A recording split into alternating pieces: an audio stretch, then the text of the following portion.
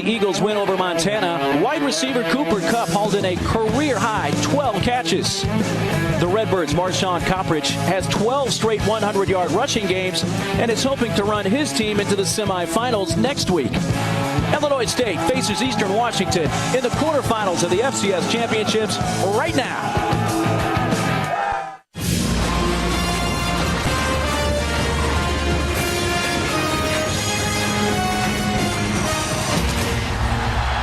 Welcome to the NCAA FCS Championship quarterfinal presented by Northwestern Mutual. From a somewhat foggy Roos Field at Cheney, Washington, it's a matchup of the Illinois State Redbirds out of the Missouri Valley Conference and the Big Sky's Eastern Washington Eagles. So happy you could join us from Cheney, Washington, along with former NFL quarterback Jay Walker. I'm Mark Neely. Jay, the winner of this game is going to have to face the number 1 seed, New Hampshire, next week. And oh yeah, that North Dakota State team still hanging around looking to make it 4 in a row. Well, to be the man, you have to beat the man, and the Bison are telling everybody, we've won 3 championships, we won a 4th one. Hard-fought victory versus Coastal Carolina, number 1 seed New Hampshire with wide receiver phenom R.J. Harris. It's going to be very tough to go there and beat them on the road, but we're going to have the final spot punched here today as these 2 football teams go at it in what should be a fantastic football game. Well, if to be the man, you got to beat the man. For Illinois State, they have to beat Eastern Washington. They lost here on this field in the quarterfinals 2 years ago, 51-35. But what a fantastic opportunity to show where your program is compared to 2 years ago. 2 years ago, they might have come here and got starstruck, or maybe the color of the red turf called the Inferno might have gotten to them. But they're here to prove that their dream season is not going to come to an end here in Cheney, Washington. They've got a good opportunity. Well, somebody who's still around for Eastern Washington, their quarterback, Vernon Adams, once again a Peyton Award finalist. Vernon Adams Jr., the most prolific offensive weapon in all of FCS football. The only loss they had to an FCS team this year came when he was not starting. When he's in the lineup, this offense is dynamic. The vertical passing game on full display, his ability to extend plays makes this offense almost impossible to stop. They're the number 1 scoring offense in all of FCS football. And for Illinois State, IU transfer Trey Roberson has been a huge lift for them this season. And Trey Roberson has gone under the radar a little bit because of the phenomenal season that running back Coppridge is having. But Trey Roberson's playing football at a very high level. He's starting to fully command this offense. And when you talk to the coaches, they tell you this offense can go as far as Trey Roberson can take us. Well, the head coach for Eastern Washington, Bo Baldwin, in his 7th season. Of course, he was the FCS Coach of the Year when they won the national championship back in 2010. And Brock Spack is the Missouri Valley Conference Coach of the Year this year. That breaks the string. Craig Bohl of North Dakota State, who, of course, left to go to Wyoming, had won the last 3 Conference Coaches of the Year.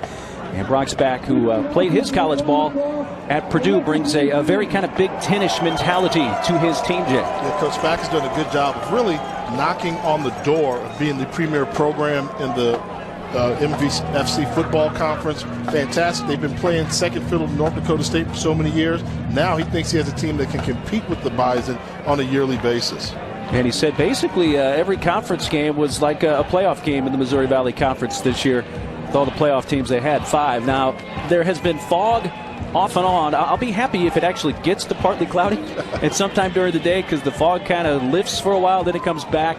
40 degrees, which actually is fairly warm for this time of year in this part of the country. Let's take a look at our plan for success, brought to you by Northwestern Mutual. I think the game plan, if you're Illinois State, on offense, you must avoid the turnovers. Eastern Washington is one of the top 15 teams in turnover margin in the country. Maintain ball control. By doing that, you keep Vernon Adams on the sidelines. Defensively, you must contain the number of big plays Vernon Adams is able to accomplish. He's going to get his numbers, but try and limit the number of big plays he can get. Eastern Washington, they must protect Vernon Adams. They're going against one of the best front 4 defensive line they've seen all season long. And their defense, if there's a weakness on this Eagle squad, it's the defensive secondary. They've given up, on average, 271 yards per game. They can be exposed for big plays in the secondary. Well, Eastern Washington won the coin toss. They have elected to receive. They are, of course, in the red uniforms, and that's Illinois State in the white. Their senior kicker, Nick Ossaker, with Shaq Hill, redshirt junior out of Stockton, California, back deep. 3rd ever meeting, of course, as we mentioned at the top. They met here 2 years ago in the quarterfinals, a game that was won by Eastern Washington. Great to have you with us for this FCS quarterfinal matchup from Cheney, Washington. And we are underway. They look to keep it out of the hands of Hill, and it's a short kick taken at the 22-yard line. And still on his feet up to the 35, and a nice move to the 40. On a return by one of the upmen, Zamora. Great recognition on special teams, giving the Eagles great field position to start this contest. And the quarterback, Vernon Adams Jr. Quite simply, he gets it done. Look at the career numbers. Almost 11,000 yards of total offense already in his junior season. He's going to rewrite many record books, and dare I say, will challenge the offensive records of one Steve Air McNair on the FCS level. Forte is the back, play fake. Here's Adams looking to throw on first down. Steps up, bumped into his own lineman, and then is brought down at the 39, and he will lose a yard. Tackled there by Teddy Corwin. Let's take a look at our impact players, Jay. You take a look at Eastern Washington. We know Vernon Adams is going to be a fantastic football player. He's going to get things going, but you must have help from the supporting cast.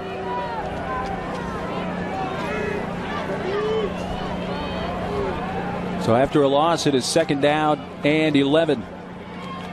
Adams looks left, throws off the hands of Hill, who may have heard some footsteps as Dante McCoy was in the vicinity covering, and then McCoy and Hill with some words for each other. Take a look at Cooper Kupp, the wide receiver, All-American wide receiver. He's the go-to guy for Vernon Adams. He has 14 touchdowns on the season, which is a lot. And Mike Banks, the cornerback for Illinois State, they like to line him up man-to-man. He's been a 4-year starter for the Redbirds, and they think, although he's small in size, he makes up for it with his instinct on the football field. Yeah, they love him as their best cover cornerback. On third down and long, Adams stumbling, rolls out, throws deep, looking for Kupp, waits for it, and a flag. Well, this is what Vernon Adams does well, the ability to extend the play. We talk about being a dual threat quarterback. He doesn't look to run. He looks to find escape hatches so he can extend the play. Pass interference. Defense, number 1. 15-yard penalty from the previous spot. Automatic first down. Tevin Allen called for the pass interference. Really, Adams, though, if he puts more zip on that ball, I mean, Kupp had several steps. That could have been a touchdown. He was scrambling there, and the ball didn't get out there far enough. But that tells you, 1, Adams has the ability to extend the play, and 2, Kupp has the ability to get behind the secondary of Illinois State. So the first down of the game comes thanks to penalty, because remember, that was a third and long. And it's a first down at the Illinois State 46. Going to give Forte a chance to run it for the first time. Looking to stretch, and grabbed by the jersey, Pat Meehan with the tackle. And in talking to the coaches, you almost had the feeling that Illinois State was willing to sacrifice the pass coverage in order to make sure that Quincy Forte didn't get off to a good start. They say when they took on the Eagles 2 years ago, the running game really took them by surprise. And I don't think you're going to see that happen this time. They're going to key in on the rushing attack for Eastern Washington. No gain on that last play. Second down and 10, and then some movement. Looked like on the right side of that line for Eastern Washington. Offense, number 66.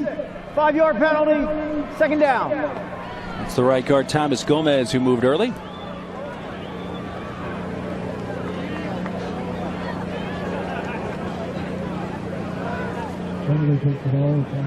So Henry Wimberg, our referee. This is a Colonial Athletic Association officiating crew here today in Big Sky Country. Second down and 15, ball back in midfield.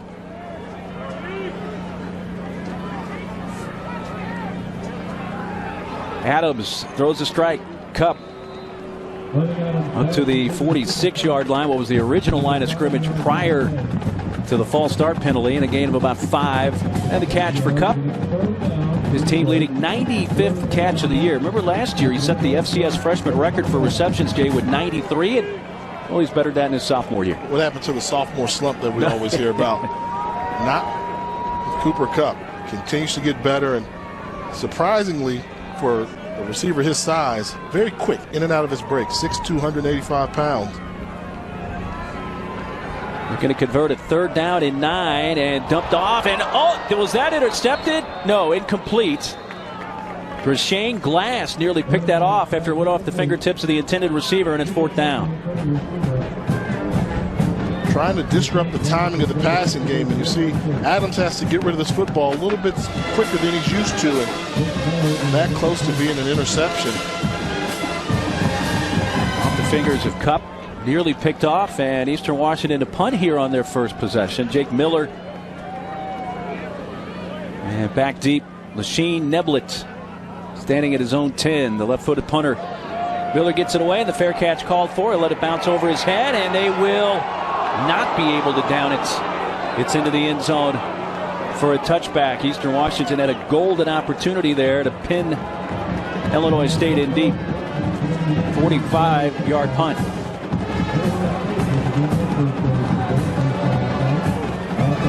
Well, he spent several years at Indiana and decided to transfer down to the FCS level, and what a find he has been for Illinois State. It's fantastic. Had to share time last year at Indiana. Decided to make a move, and there was some thought that he would have to share time here at Illinois State, but he took over the offense quickly and is really playing football at a high level, particularly with the read option combination of he and Coppridge in the backfield. O'Shaughnessy went in motion. Coppridge gets the carry straight ahead. 30, spun down at the 32-yard line. So on the first offensive play of the game for the Redbirds, it's a 12-yard pickup for Marshawn Coppridge. And I was really impressed with Marshawn Coppridge. You see the numbers, which are phenomenal, over 1,800 yards on the year. But for a man of his size, he runs so hard, and yet he has quick feet. Almost able to step out of that tackle, gets his momentum going to the line of scrimmage in a hurry, but still has a shiftiness about him that you don't find in many physical runners. In motion goes Neblett. Keeping this time, Roberson makes a cut on his feet to the 40. Another move, and he has another first down, it looks like, all the way up near the 42-yard line. A 10-yard run for Roberson, and already we see the combination of Coppridge and Roberson. They get used to it. You're going to see this over and over again. You've got an 1,800-yard runner and Coppridge, and then you bring in Roberson, who already has 700 yards rushing on the season, to go along with 8 touchdowns. They're the number 1 and 2 rushers on this team, and number 3 is somewhere in the far distance. When the ball's on the ground, one of these two will have it, and they're very, very difficult to tackle in open space. First down, Illinois State on their first possession from their own 42. And Robertson pulls it down. He runs again straight ahead. Tumbles down at the 48-yard line. Gains about 6, tackled by Samson Ebukam. You just have the feeling that these quarterbacks are going to elevate their play. I mean, as a former quarterback, I know when you have somebody on the other sideline that maybe gets a little bit more notoriety than you have, more publicity or press, that makes you raise your game. And you can tell Trey Roberson's running with an extra pep in his step. And he and Vernon Adams, they're going to have a nice, good old-fashioned shootout here on the Inferno. Roberson goes under center on second down and 4. Hands off. Coppridge fights his way forward. He's close to the first down near the 48-yard line of Eastern Washington. Let's take a look at our impact players when the Redbirds have the football.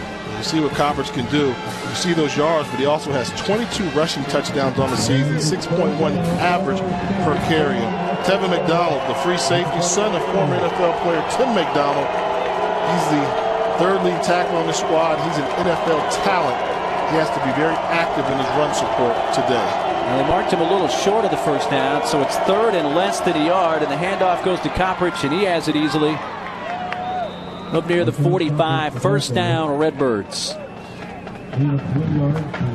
This is the type of drive that Illinois State had to have. Establish control of the line of scrimmage. Coming out of the Missouri Valley Football Conference, they're known for being physical, for having the ability to run the ball, and they have not disappointed thus far. The offensive line up front doing a fantastic job getting it done. First 5 plays have all been running plays for Illinois State. Let's see if they decide to throw on first down. They do so. Robertson hits his man at the 40-yard line, and then immediately slipping and falling is Neblett. He gains close to 6. Sheen Neblett, he was a senior out of Madison, Wisconsin. Second team all Missouri Valley Conference this year. Also a contributor on special teams for the Redbirds. We had a game here 2 years ago at Eastern Washington. 6 catches, 101 yards, and a TD. So he's one of the veterans that have returned Try to erase that bad memory from the quarterfinal loss here 2 years ago. Roberson, time to throw across the middle, and that could have been picked off. Incomplete at the 35. A flag is down. That was Ronnie Hamlin. Had a chance to pick it off. Always easy to pick out Ronnie Hamlin on the field with that hair. So Roberson gets rid of the football. Great job undercutting the route. Roughing the passer. Defense number 67. Hit the quarterback below the knee. 15-yard penalty. Automatic first down. Well, a costly mistake by the true freshman nose tackle Dylan Donahue, number 67. And you see they made it clear with the call. Hit the quarterback below the knee. Close, questionable, might have started on the thigh, but the rule of college football and pro football for that matter is safety on the quarterback position. Call that the Tom Brady rule, right? From a few years ago, isn't that how that really started? I think it's a good rule. I mean, you have a quarterback in a vulnerable position trying to throw the football. Well, a first down for Illinois State on the 25-yard line of the Eagles. Robertson to the sideline, and a catch is made by Cameron Meredith, the wide receiver. Meredith's an impressive target, 6'3", 200-pound senior with his team-leading 52nd catch of the year. Big target. Nice average yards per reception. And it just works. When you look at this offense, and when we talk about Eastern Washington's offense, this is an offense for Illinois State that averages almost 39 points per game. They run the ball very well, but they throw for almost 224 yards a game. Although John Robertson, a quarterback for Villanova, they're down 3 in the fourth quarter to Sam Houston State. This is Coppridge inside the 15. Sam Houston State versus Villanova game. Casey Keeler, longtime coach at Delaware. Now he's at Sam Houston State taking on an old CAA foe. So maybe the Bobcats have a little advantage going on the road, taking on Villanova. And as you mentioned, Villanova without the services of Robertson due to a concussion. Things aren't looking so good right now for the Wildcats. First down, Illinois State from the 13, handoff, and that time Coppridge tackled for a loss. Micaiah Zamora and Ronnie Hamlin, number 39 there. Hamlin will be all over the football field. But you get the feeling that whenever they decide to do a long backfield action like that last play there, the speed of the Eastern Washington defense will take over. I think the success running the football for Illinois State's going to be running the power game with that zone read, make one cut and go. 10th play of this initial drive for the Redbirds. Keeping Roberson looking towards the end zone, throwing high, incomplete. His receiver was double covered there, Cam Meredith, with Rashad Wadu, one of those there on the coverage for the Eagles. Fake the zone read, they're not full. Good job of dropping into coverage, and you see, they have to find a different place to go to football. That's McDonald and Wadu with great coverage on the receiver. Third down at 11. They converted a third and short earlier on the drive, but this is their first third and long from the 14-yard line.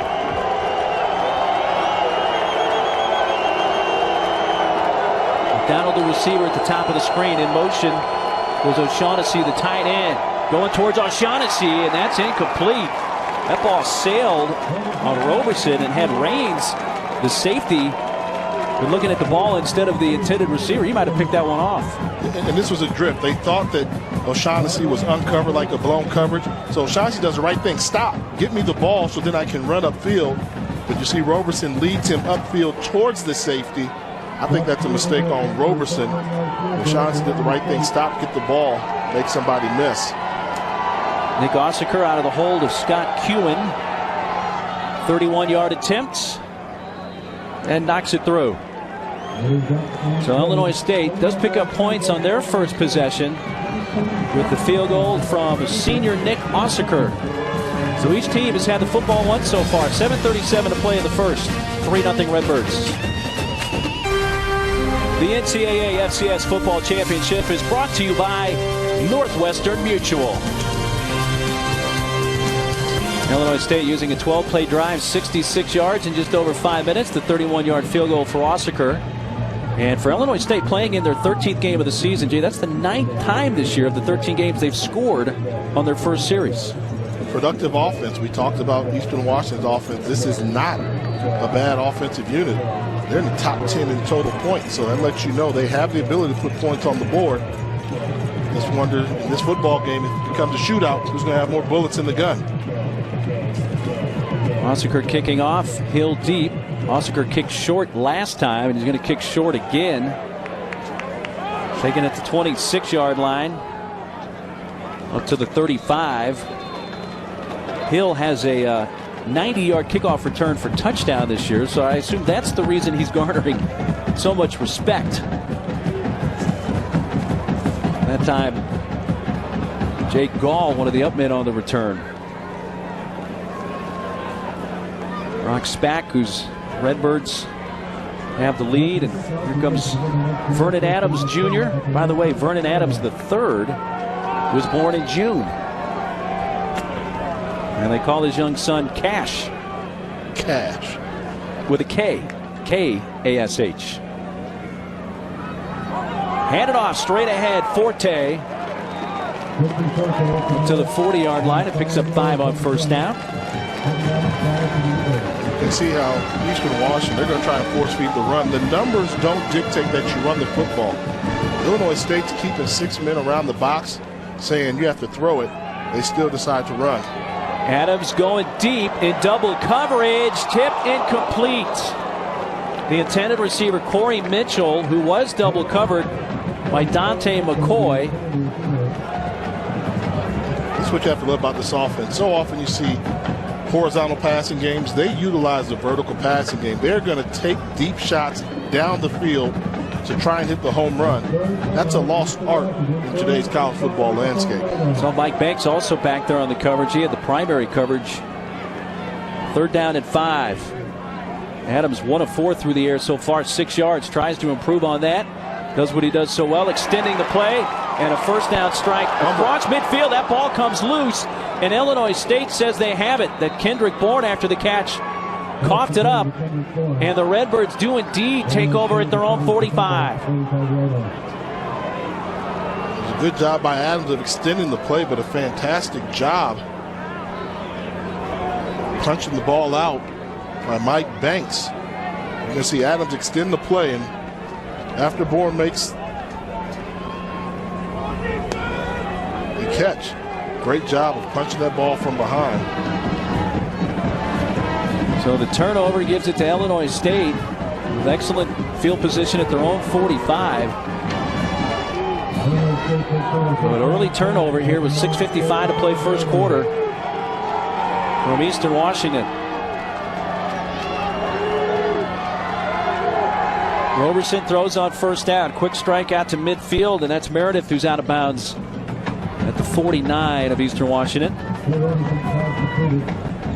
Averaging over 76 yards receiving per game is the senior out of Westchester, Illinois. Guy who's a former quarterback. That's 6'3" size. With a good day today, Meredith would go over 1,000 yards receiving. Came in at 907. We'll see how well the Redbirds have done in the first quarter this year. Coppridge bangs around up near the 45, close to another first down. You're seeing the Eagles get penetration on the defensive line, but Coppridge has the ability to run through arm tackles. Even though contact is being made in the backfield, his forward lean is able to pick up positive yards. And that last play was a perfect example. They had his number called, but could not bring him down, setting up 3rd and 1. Illinois State 1 of 2 on 3rd down. They converted a 3rd and 1 on their first drive. Did not convert a 3rd and 11 and settled for the 31-yard field goal. 3rd and short here.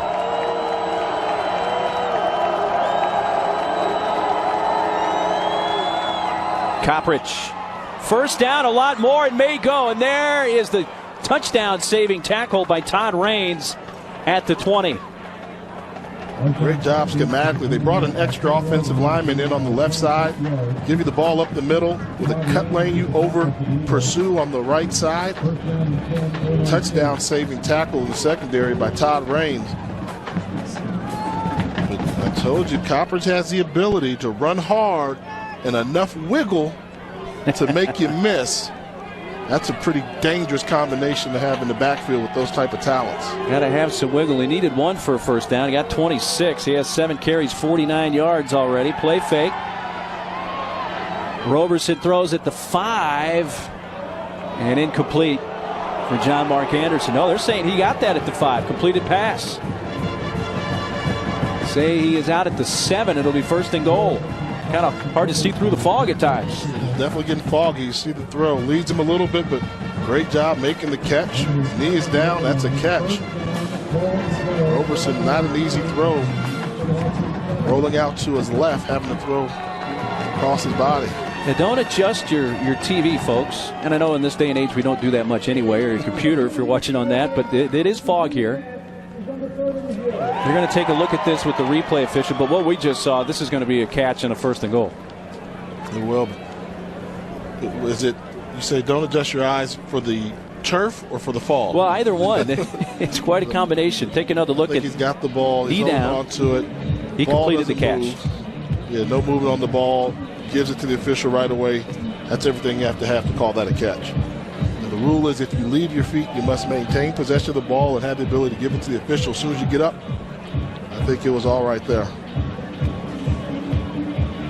So this call should at least stand, if not be confirmed by the booth.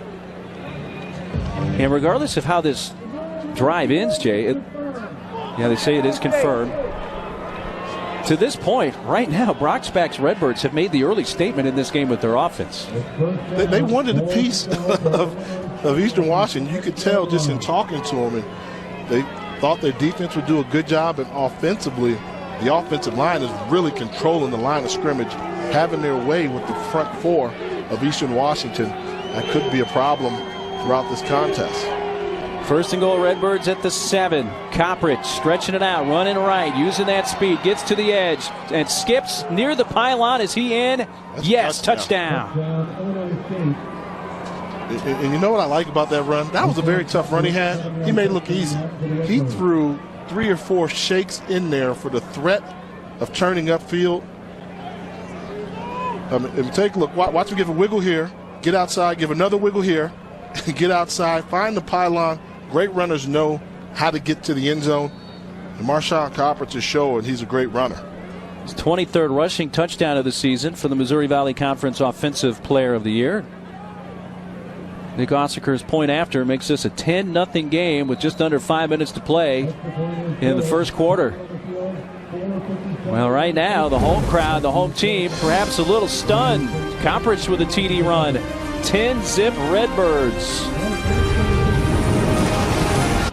10-0 Illinois State. 4:57 to play first quarter. As head coach Brocksback's team out to the lead in this football game, this quarterfinal. With this run for Coppridge, he breaks the Illinois State single-season record for all-purpose yards, passing Pierre Rimbert, who had the record of 1,909 yards back in 2006. And Coppridge has passed that and also moved to 3rd on the all-time career rushing list for the Redbirds. And just a 5-play drive. The dream season for Illinois State continues. They've set a record for most victories in the season already. 11-1 during the regular season. Now they've got the most total victories in the season, and they want to keep it going. Right now they're off to a good start here in Cheney. They keep it away from Hill, taking it the 20-yard line and advance to the 31-yard line. That time, Avili, one of the men with the return. Whoa. Sam Houston State takes out the 6-seed Villanova. Again, Villanova did not have John Robertson, their quarterback, due to concussive symptoms, which kind of came on late. It just sprung up today that the news that he would not start. Yeah, he had the symptoms, and you have to do the right thing. It's all about health. But give credit to the Bobcats going on the road, knocking off Nova, a team that has FCS experience. Well, you don't say the team named Sam Houston State very loudly here in Cheney, Washington, either, do you? No, that's off the hands of Cup. They knocked off these Eagles, not last season, but the season before last. Like that was right after they beat Illinois State here. Then they lost to Sam Houston State. Vernon Adams says he's just happy, missing 4 games this season, to still be in this Peyton Award finalist list. I think if he stays healthy, I think the consensus is he walks away with the Peyton Award. He's even having some Heisman Trophy consideration with his performance he had versus the FBS opponents. But I still think his numbers are high enough up there. I think it's his award still. On the delay, Forte. See with the spot, he may have the first down up at the 41-yard line before he's tackled by Teddy Corwin.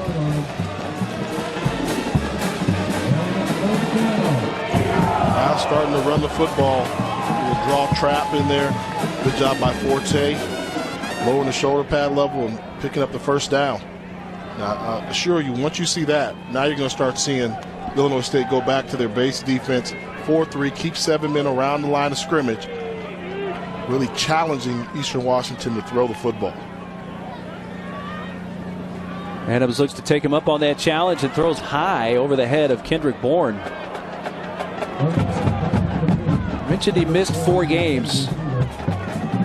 Adams broke his foot in the Idaho State game on October 4th. He missed 4 games: Southern Utah, Northern Colorado, the loss at Northern Arizona, and the North Dakota game. And so far today, just 2 of 7 through the air. Frame that shot. That 2 for 7. Not going to last very long. Oh, I promise you it won't. They're coming out a little bit rusty, but this offense, a little bit off rhythm right now, but it doesn't take much for them to jumpstart and score points in bunches. Hill in motion on 2nd down and 10.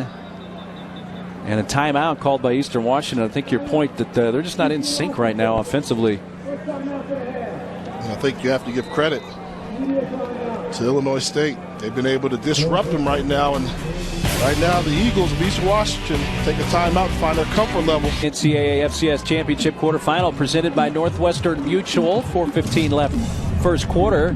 The reason Eastern Washington is here, they were able to hold off Montana a week ago, but the Big Sky Offensive Player of the Year got to go up against the Big Sky Defensive Player of the Year. And at the end, the Eagles able to win a rematch, which is never easy to do, particularly in postseason. Hard-fought contest, and Montana, good football team, couldn't get the job done here in Cheney. Forte running right, turns it back upfield and gets near midfield, about 2 or 3 yards from the first down. It's going to break up a 3rd and short. Dante McCoy, senior, with the tackle. One of their vocal leaders, McCoy, on the Redbird defense. And we're starting to see the Eagles' rushing attack find creases in the defensive line of Illinois State. The strength of this defense for Illinois State is their front 4. They don't bring a lot of pressure from their linebackers because they said, quite honestly, our front 4 defensive linemen have always found a way to get home during the regular season. No need to change.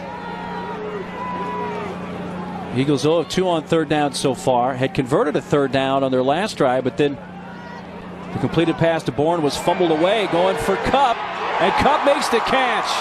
Run out of bounds at the 10. You talk about a perfect pass, perfect placement. Glass had nice coverage, but the catch by Cup, big gain or first down. They make you defend the whole field. You're thinking 3rd and 1, they're going to throw the ball short, pick up the first down. No, they get their best wide receiver on a deep route downfield, and those are those explosive plays we said that Illinois State must limit from Eastern Washington. It picked up 39, and look at this run. Forte not to be denied. No, they're going to call him down.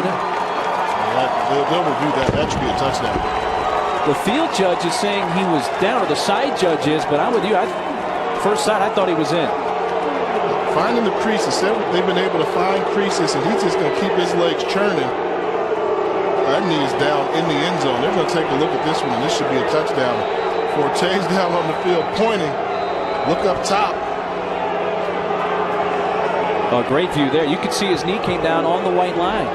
Prior to scoring is under further review. So it'll go upstairs to the replay official. Was there enough, though, what you saw? Because there's a lot of bodies in the way there, Jay. Was there enough to be 100% sure that he was in? I think so. And if you see one look, the only thing you may see is, was he down like a yard out? But I think if you go by where that knee went down, if you're saying the knee is down right there, maybe that would be about a yard out, but I don't think so. His momentum lands him in the end zone. McCoy tried to strip it out, spun him around. It's right there. I think, no, that knee doesn't touch the ground. That's a touchdown. That should be a touchdown. See, I was wondering right there, but it doesn't. When you see the other angle, you can tell that knee is not down. He extends it, puts it on the goal line. Which you can do, Jay. We've seen officials use a combination of looks. If you don't get the perfect look with one, you can anticipate what you see from one angle and put it on to another. Does that make sense? Yeah. I think that's what they should do in this case for the After touchdown. review, the runner's knee did not touch the ground. Touchdown, Eastern Washington. Like I always say, as long as they get it right. This is the marks. It can take as long as you need. These coaches and players work so hard with the game plan. You just want them to make the right call on the field. If technology helps confirm what you missed, this is right. This is just a good hard run. Quincy Forte keeping his legs turning. And that extra push from the lineman, number 78, Clay DeBoard, gets him in the end zone. 9-yard touchdown run. Forte's 9th rushing touchdown of the season, and the point after for Tyler McNanny is good. And I like the explanation from the referee, Henry Wimberg. He said his knee was not down, so kind of gives everybody an idea what they were looking at, and it's a touchdown for Forte. Yep, it's the right thing, but what about Eastern Washington? Is that typical of them? I mean, 3rd and 1. And this offense they put so much pressure on the defense because of the threat of the long ball. But it's so often when you go on sideline to sideline, you just keep everything in front of you and make a tackle. Well, versus Eastern Washington, they're trying to figure out ways to get wide receivers behind you, kind of like the CFL offense has, where you must defend the whole field. Bo Baldwin not afraid to take chances. 3rd and 1, going for the deep shot to Cooper Kupp, rewarded with the big play, and Forte caps it off for the touchdown. All of a sudden, the Eagles have cut this lead to 3. Scoring with 3:12 left in the first quarter, so that's now 45 consecutive quarters that they've scored points in. 6-play drive, 69 yards. Took only 42 seconds to the 9-yard touchdown run for Quincy Forte. Taken from the goal line, Tevin Allen, 30. Runs by the kicker, 40. Out of bounds at the 45. Allen was a 95-yard touchdown kickoff return for touchdown against South Dakota State this year with a nice return. Allen's a football player, the senior from Fort Lauderdale, Florida, the starting free safety on defense, but showing his athleticism in the return game. Almost able to run through that tackle for a bigger game, but you have to play offense, defense, and special teams if you want to have success in the FCS playoff. From their own 45, 3:03 left first quarter. Roberson throwing on first down to the sideline and stepping out of bounds at the 48. Rasheen Neblett. Right when you want to start to question some of the play selection, because you can fall in love watching conference run the football. Like, just give them the ball on 1st and 2nd down. Will make good things happen. But offensive coordinator Kurt Beathard, good job realizing he's got a quarterback that has a nice release, and there's a reason why their offense is so balanced, and the threat of a balanced offense really drives defenses crazy. If that last name Beathard sounds familiar, yes, he is the son of NFL legendary GM Bobby Beathard, now retired. Roberson to the 46, stopped by Zach Johnson. And that's why having an athletic quarterback is so important in today's college football. This play should be stopped for a loss. Mix up here, they've got 2 bodies there, able to pull it out of the stomach and pick up positive yards. It's a great job by Trey Roberson, and the athleticism on display on a play that won't do much in the statistical column, but it really does help your offense. 2 of 3 on 3rd down today are the Redbirds. 3rd and short, 3rd and 2 from under center. Option keeps it, 1st down. It's a hard play to defend right there on the edge, and when you got Coppridge there. Pick your poison. Yes. I mean, do you want Coppridge to break one for you? Do you want to allow Roberson to pick up 3 or 4 yards needed for a 1st down? I mean, they really are a dynamic 1-2 punch in the backfield for Illinois State. 1st down Redbirds at the 43 of the Eagles. 10-7. Illinois State leading late in this first quarter. In motion, Scott Kewen. And a handoff. Coppridge that time stopped for no gain. Ronnie Hamlin. And number 47, Cody McCarthy on the tackle.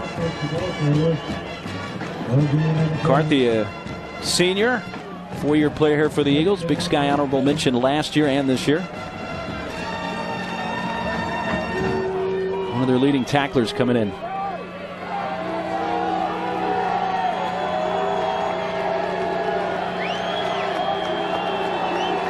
Shaughnessy in motion.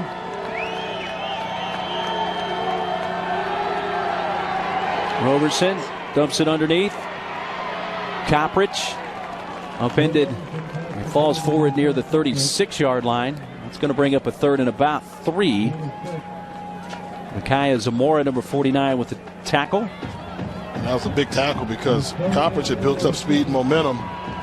Zamora had to lay out on that tackle, tripped him up just enough to slow down Coppridge, stop him from picking up more yards. Zamora paid the price. He limps off the field. 3rd down and 3.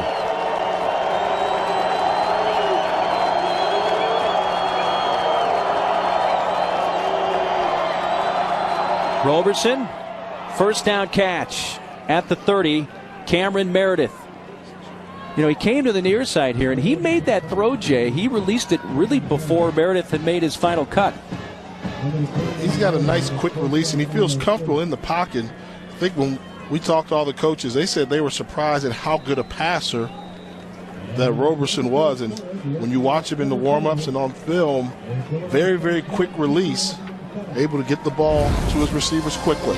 Takes us to the end of the first quarter. Field goal and a touchdown. Gave it a early 10-0 lead to the Redbirds, but Forte's 9-yard run has made it a 3-point game at the end of 1.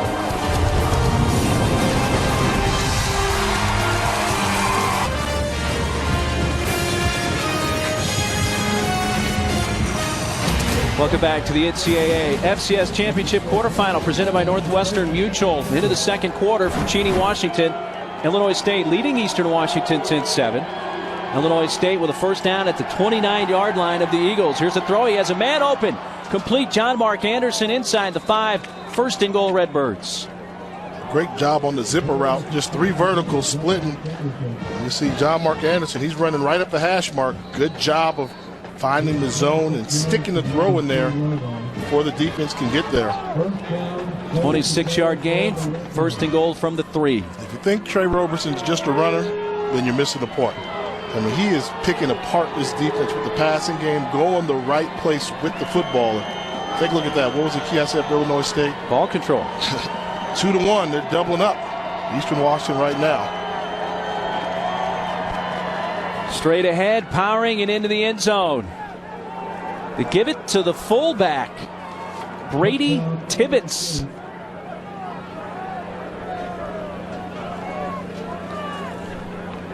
Good job just pounding the ball in here.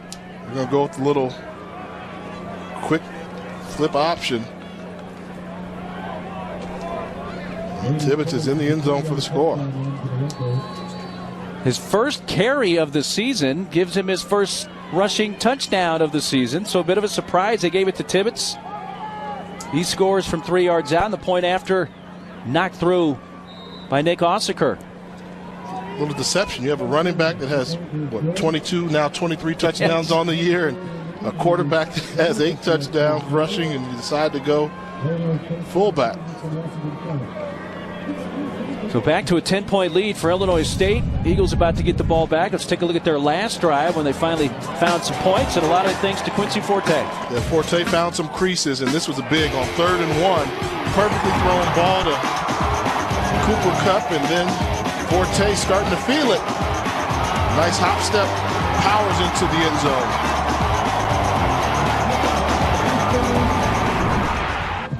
Last drive for the Redbirds, 8 plays, 55 yards in a little under 4 minutes. First touchdown of the season for the fullback, sophomore Brady Tibbetts out of Mineral Point. Look at the roster for Illinois State. And no question, Jay, Brock's back. You got a lot of Chicago area kids. I mean, it is a upper Midwestern dominated recruiting area. And he said for this program to be successful, they must dominate the Chicago area. He said, I have a formula for that. He was the top recruiter at Purdue University for a number of years. And he said he was able to get Chicago kids to come to Purdue. Why not get them to come to Illinois State? The first 3 times the Osseckers kicked off, they've kicked short to keep it out of the hands of Shaq Hill. So if you're one of the upmen, you got to think, I got a chance to make a return here. And that's going to be the case again. Taken at the 18-yard line. And fumbling, or keeping possession, but stumbling forward to the 35. That's Havili once again. That's the second time he's had a return today. So they are avoiding Shaq Hill at all costs. And gives Eastern pretty good starting field position at the 35. That's a stash. That's, it's Illinois State. I mean, Chicago, that's that bucket stash. Oh, that's right a blue-collar stash, baby. That's a young Mike Ditka right there. That's a Ditka, that's a Buckus, that's an Illinois stash right there. This year's Missouri Valley Conference Coach of the Year, Brock Spack, who told us, it was like a playoff game every week in the Missouri Valley Conference, and since they sent 5 teams, I think he made a good statement there. An accurate one. We're going to run the jet sweep with Hill, and a whistle stops the play. Full start. Offense, number 82. 5-yard penalty, first down. First time that 5 Missouri Valley Conference teams have reached the playoffs. And I thought one of them was a little iffy. I said it on the selection chart. I wasn't so sure about the resume for Indiana State getting in with 7-5 football team. I know the Missouri Valley is a great conference, but the team loses 4 games in conference and they get a chance to make it to postseason. 3 penalties, 25 yards now for Eastern Washington. And quarterback draw, keeping Adams to the 34. I will say this about the Missouri Valley. They are definitely making their claim where they are becoming the premier conference in FCS football. I think for years it was the CAA conference, but now the Missouri Valley with their physical brand of football, speed on the outside, strong interior linemen, starting to become one of the dominating conferences in FCS football. Adams looking left, throws in that direction, a completed pass. Bourne still stayed in bounds. Slides down at the 46-yard line. First down, Eastern Washington. 18-yard gain. Going back to Kendrick Bourne, giving him an opportunity to make up for the fumble he had earlier. And you see Bourne has some shake there. Good job making Mike Banks miss and able to pick up some extra yards after the catch. Right back to the line. Quick snap. Adams going to take it himself. Nope, still has the option. Was not beyond the line of scrimmage and just flips it out of bounds. And that's where the quarterback leadership for Vernon Adams shows up. They wanted to take a deep shot downfield. Great job by the secondary of Illinois State. No one was open. Don't take an unnecessary hit. Don't force the ball downfield. Get rid of it, live to fight another day, bring it up 2nd and 10. Winner of this game plays number 1 seed New Hampshire. North Dakota State. The winner today, they will face Sam Houston State. Of course, North Dakota State out of the Missouri Valley Football Conference. Quick pass, strike to Mitchell, Corey Mitchell. Out of bounds at about the 42. A weird quirk of the Valley's schedule, though, this year, Jay. North Dakota State and Illinois State did not play each other. They did not, and that's one of those things where we talked to coaches and said, well, wouldn't it be something if you all finally played each other in Frisco, Texas, to really battle it out? They shared the conference championship this year. But you have to call that a small victory for Illinois State because of the dominance that North Dakota State's had in that conference. You take a championship any way you can get it. 3rd down at 5. Adams, first down strike. Across the chains at the 34-yard line, finding Corey Mitchell, who turned 27 years old yesterday. He's the older brother of Bo Levi Mitchell. The older brother? Yes. How old did he turn? 27 yesterday. Here's a run. Jabari Wilson in the game. First carry for Jabari. He had a big game at Portland State. The coaches really took note of. Redshirt sophomore out of Carson, California, Jabari Wilson. Eastern Washington running up-tempo offense right now. They feel they have Illinois State on the ropes. All right, back to Wilson. First down at the 21 before he's tripped up by Teddy Corwin. See Vernon Adams there. Keep it going, keep it going. They think they have the tired defensive line. They're trying to wear them out. Wilson, that time wrapped up for only about a yard. See, now this is where I say you have to get up and do the hurry-up offense again. Just because they stop you one play, you don't slow it down. They made a tackle. They used extra energy. Don't let them take their time getting up, because if you look at the defensive line for Illinois State, they have all their hands on their hip. They're tired. I would keep the up-tempo so it works more. Instead, you take your foot off the gas pedal, you give them 15 seconds worth of rest. You get Thate back into the game at running back.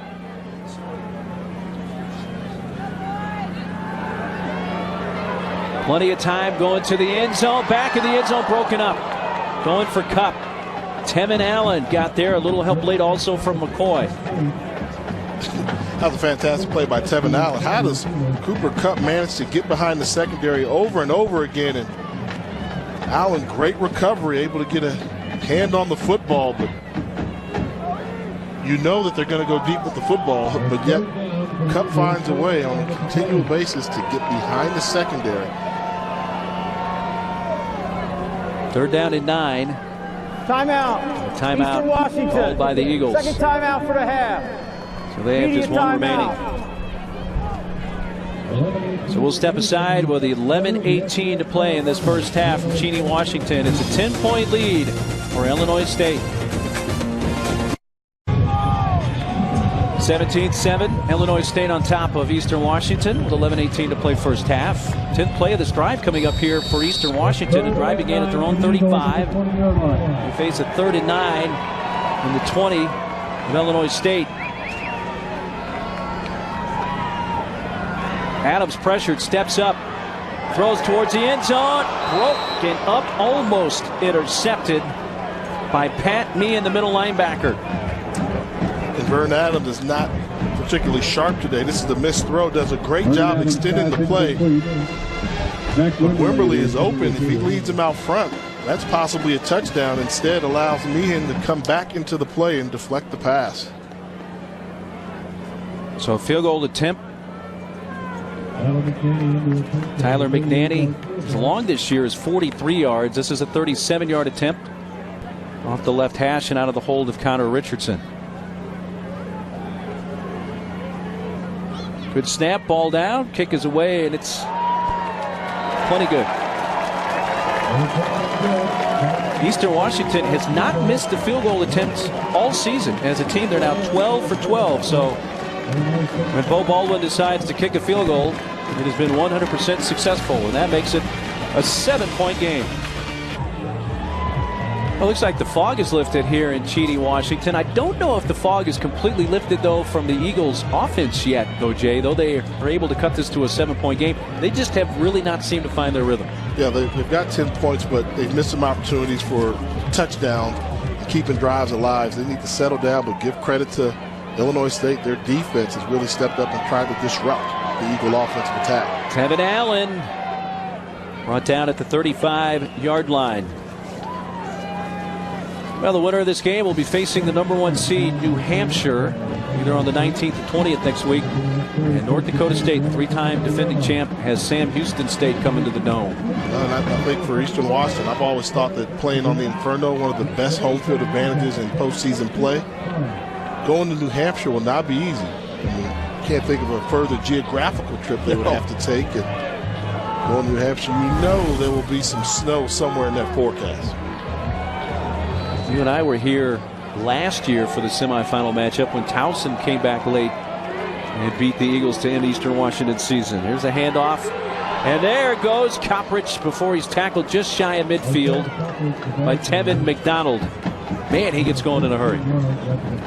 The ability to find the hole, great vision, one cut.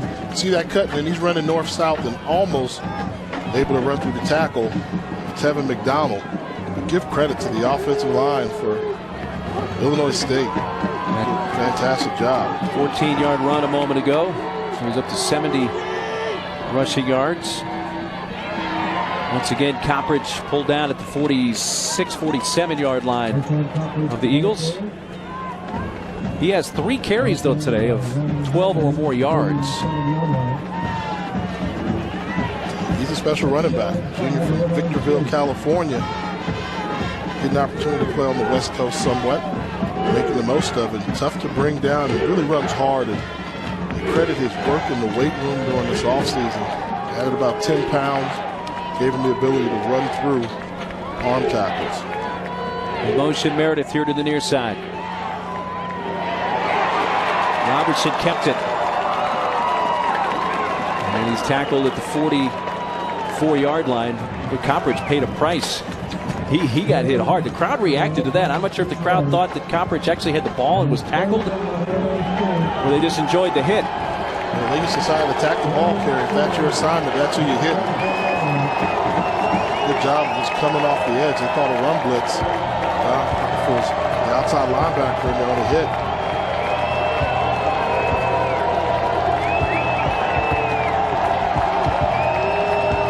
Third down to 2. Got to watch the play clock. It's down to 4. They're going to have to use a timeout.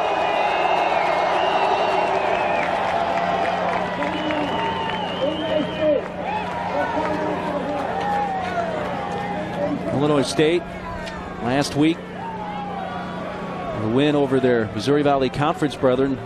Northern Iowa beat them 41-21. That was a rematch. That was a tough matchup.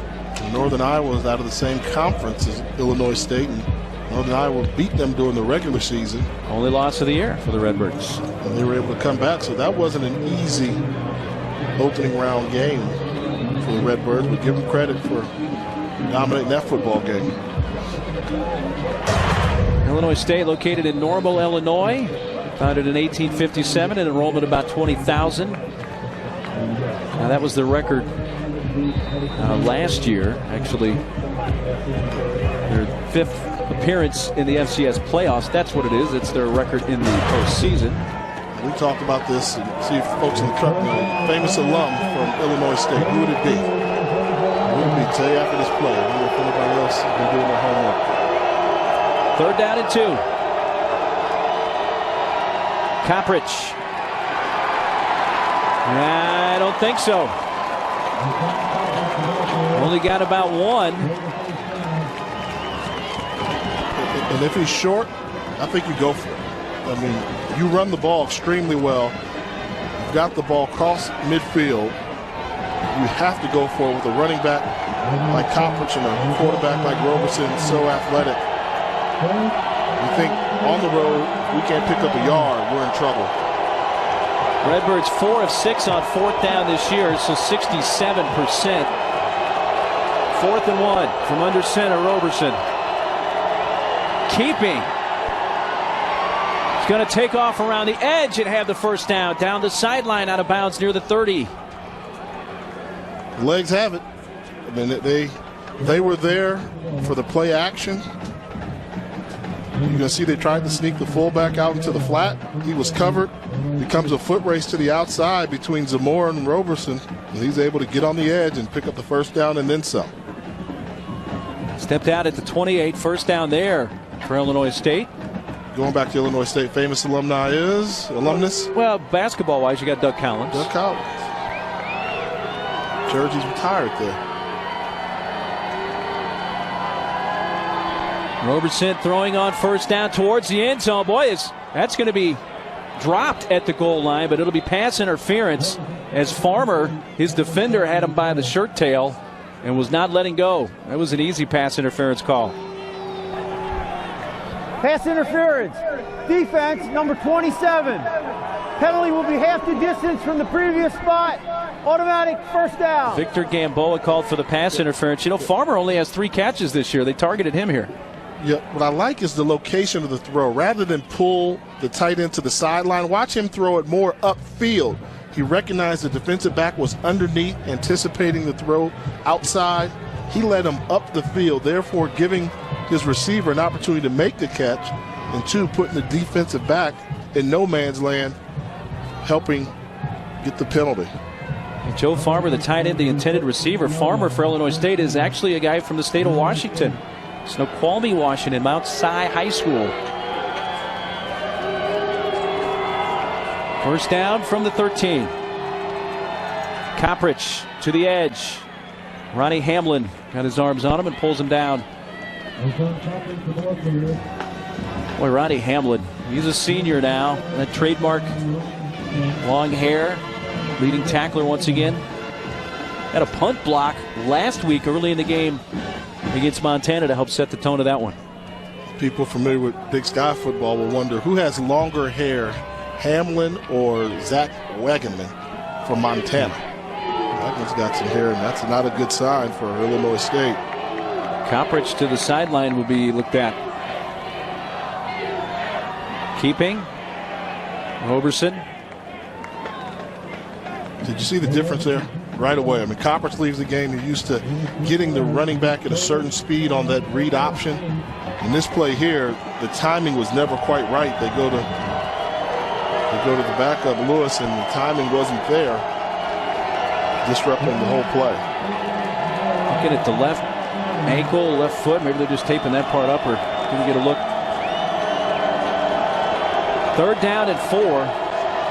So they can get a first down without scoring. And back is Towns, by the way, Jamal Towns. Throw it, let Roberson create. Looking toward Meredith, goes to his side. Wow. Are you kidding Touchdown. Boy, he made it look so easy. Cameron Meredith with his 9th touchdown grab of the season. This looks like Chris Carter, one of my old teammates. Is this a one-handed grab with the defensive back draped over him? Watch him reach out with the left hand. Wow. Secure the ball. Those are hands. I mean, look at this. Never touches it with his right hand. Makes the catch. Got both feet in. That's a big-time catch. Cameron Meredith. And Illinois State, without Coppridge at the end of that drive, find the end zone. And the point after makes it a 24-10 game. Well, maybe a Sports Center top 10 highlight with this catch by Cameron Meredith. 6.5 minutes still to play first half. The 2-touchdown lead for the Redbirds.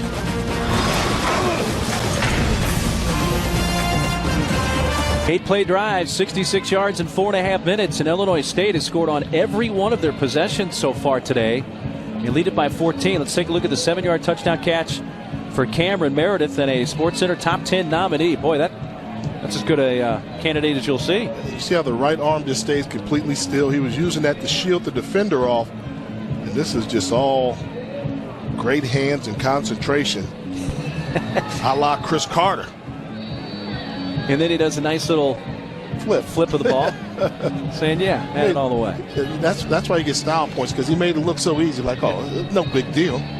That was a sweet catch. Well, the Eagles' defense came in averaging 29 points allowed per game. They've given up 24 already, and on the 4 possessions for the Redbirds, 3 TDs and 1 field goal. So they haven't been stopped yet.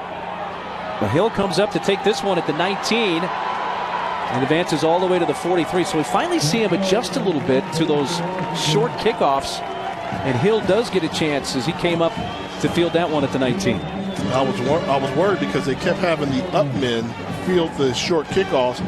That's a recipe for disaster, having them continue to run the football. So I like the adjustments. Sneak Shaq Hill up a little bit closer, and you see what he can do when he gets the football in his hands. Well, no question, Jay, the onus right now on the Eagles offense and Vernon Adams to put together a good drive here. And that's a smart game plan. If you're Illinois State, they've got an offense that's dreaded. Put a little pressure on their offense and make them score, and make them have to score playing from behind. Forte for about 4 to the 46. Stopped by defensive end David Perkins. Well, Montana last week really got in the face, or at least tried to, of Vernon Adams. I mean, Montana's got Zach Wagner, who got a chance to win the Buchanan Award, which is the outstanding defensive player. Able to force him out of the pocket, but Adams, he has the ability to extend plays, but you don't want to do that on a continual basis. And their front 4 from Montana able to get him out of the pocket. Here comes the blitz, the pressure, but he finds Shaq Hill. Close to a first down up to the 48. Tackled again by Perkins. But the pressure was on. They came right up the middle at Adams. And that will have Illinois State stop blitzing.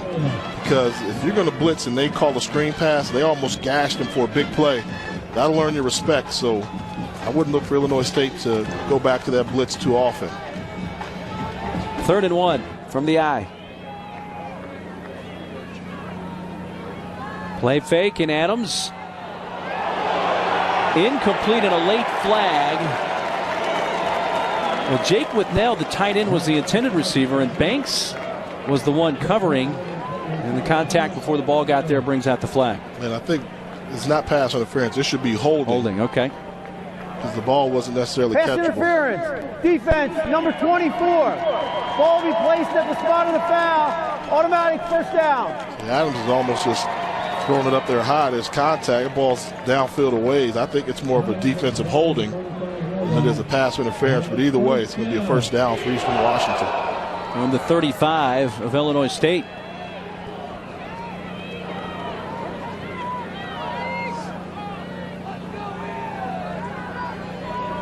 Adams pump fakes. Now he's got his man wide open into the end zone, waiting on it. Touchdown.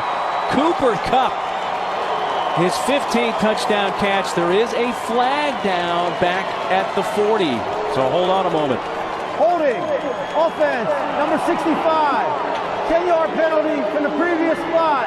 First down. Right tackle Jake Rogers, who really is one of their better pass blockers, called for the hold.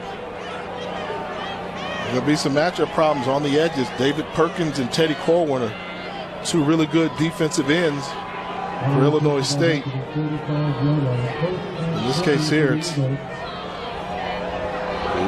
don't see much there. Anytime you have a defensive lineman turn his back to the offensive lineman, pretty tough to get called for that. But once again, how does Cooper Kupp was going to ask you that. Manage to get behind the secondary? Double moves. They do a lot of double moves in the secondary, and they know that Vernon Adams can escape enough to give him time to develop. And that call for now cost him a touchdown. It's 1st and 20. Catch made by Kendrick Bourne.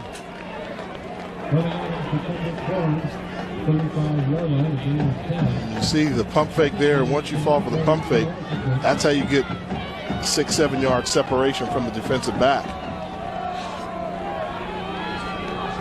And 2nd down and 10.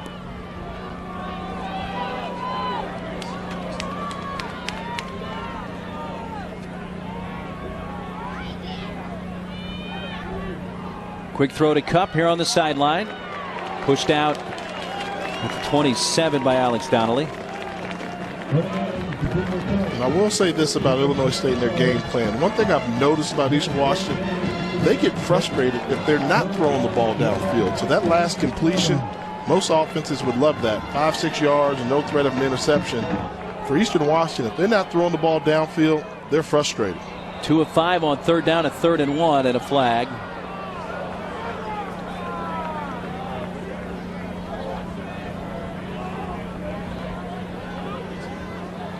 See if a 3rd and 1 turns into a 3rd and 6 or a first down here. False start. Offense, number 72. 5-yard penalty. 3rd down. Here in Neary, left guard, one of their better run blockers. Moved early. 6 penalties, 55 yards against the Eagles, and it's a 3rd and 6.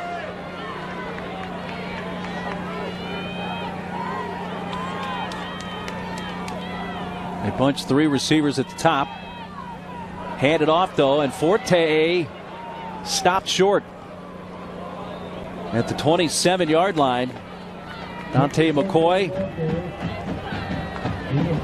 They decide to call that play. They'll let you know it's 4-down territory for them. If you're going to call the run play and not put it in Vernon Adams' hands on 3rd down, you must be thinking ahead of time that you're going to go for it on 4th down.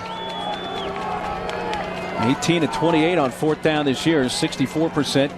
This will be the first 4th down attempt for them today. Don't be surprised if Eastern Washington decides to go up top. This is a very aggressive offense. Adams, short pass. Kupp caught it. It will have the first down. Well, I don't think that's how you exactly draw it up, but it is going to move the chains for Eastern Washington. Wow, great concentration. This is a run-pass option all the way. He's going to run it. Defender comes up, tips the ball, and Kupp does a great job coming back, readjusting, and making the grab. Alex Donnelly was the one who tipped it for Illinois State, but Kupp with the concentration, and I think they're going to Call a timeout here. Illinois State. Illinois State. They use their first. Second timeout for the half. 30-second timeout. So they're going to have one left, that being their second, with 3:04 remaining in this first half. Good look there at Bo Baldwin about the job that he's done here at Eastern Washington. And I know the fans here will be happy to know he is not going to Montana. There was some speculation out there that he would go to Montana, and he was pretty clear saying he's not leaving Eastern to go to another FCS program. Well, the 2014 NCAA Division I Football Championship continues next weekend with semifinal action on December 19th and 20th. Both games will be on the Watch ESPN app. For more information, go to ncaa.com, the official online home for all 89 NCAA championships. And you see Coach Brock's back on the other sideline. He said he's not leaving to go to a Big Ten school yet. I was reading some things. He said he wouldn't leave now, but he said Big Ten, that's the home where he's from. He said he thinks the people would understand if that opportunity were to arise, but he's doing a great job in the program. Forte to the 20, picks up about 3. But Paul Chryst coming back to Wisconsin after Anderson left after just a couple of years. You can always go home, right? Yeah. Second down at 7. Important drive here for the Eagles with time winding down in this first half. Down by 2 touchdowns.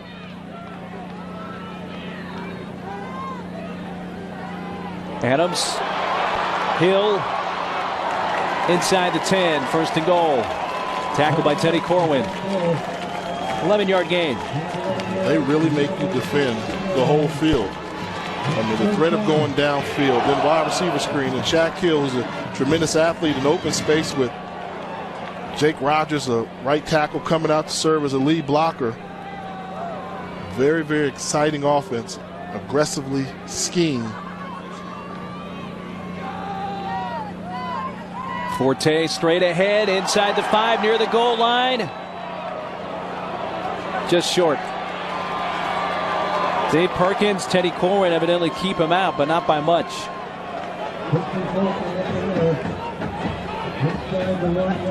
Yeah, they're finding those creases on the inside. Great job by Jace Budarak, the center, number 59, sealing the middle of the field. And I think in this case, he is just a little bit short this time.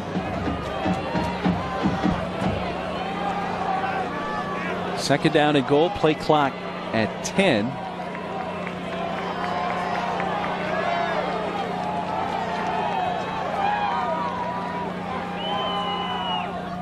Give again, Forte, but that's bottled up. I say that, but with some extra effort, nearly got in again. Braden Prate, defensive tackle with the stop. Here's Mike Banks again. Good second effort by Forte. Seems as if he's going to be stopped maybe a yard or 2 short. Watch the spin. So he's 2 yards short, but watch the spin. Not able to finish off the tackle, and he almost gets that ball to the end zone. 11th play of the drive. Remember, a holding call kept a touchdown pass off the board on this drive. Go power with the fullback. Hand it off. Jabari Wilson into the end zone. Touchdown, Eagles.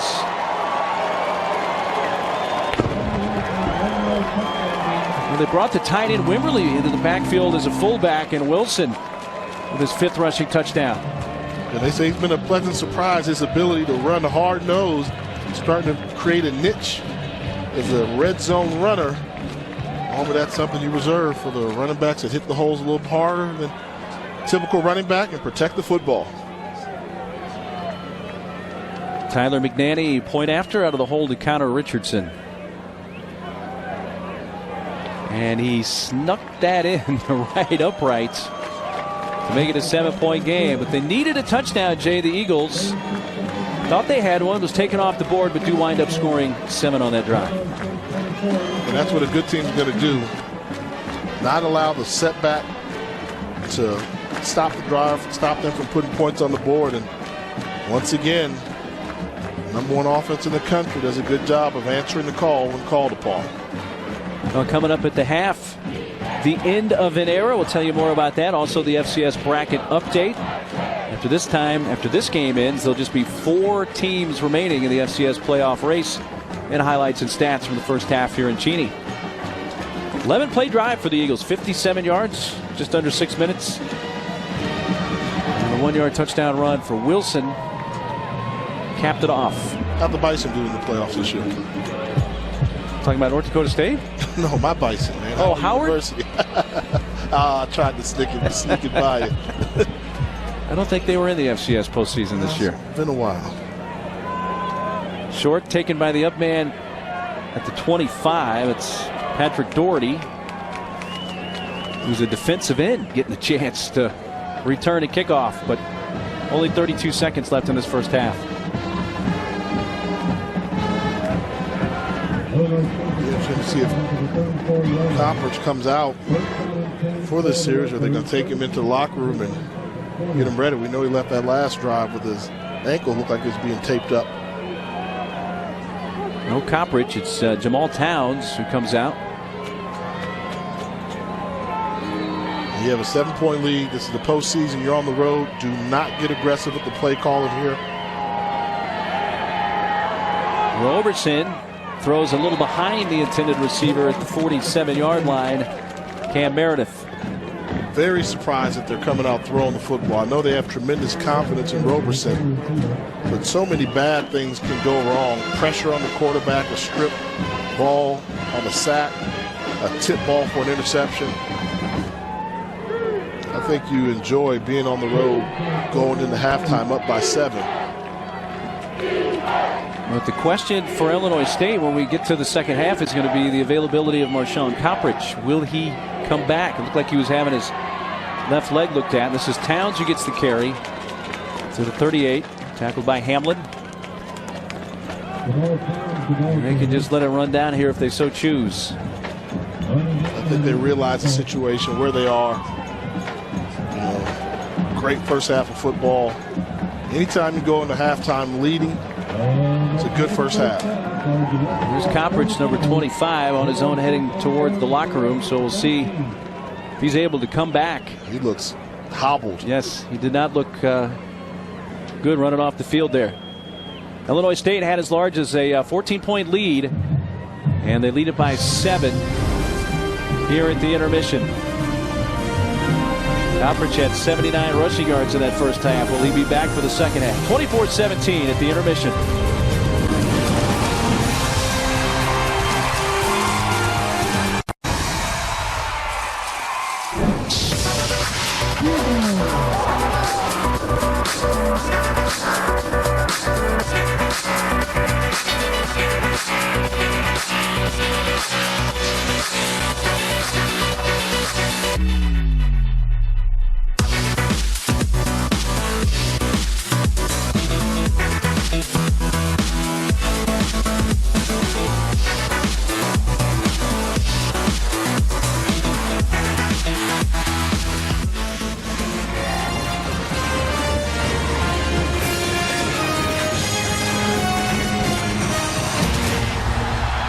Welcome back to the NCAA FCS Championship quarterfinal presented by Northwestern Mutual.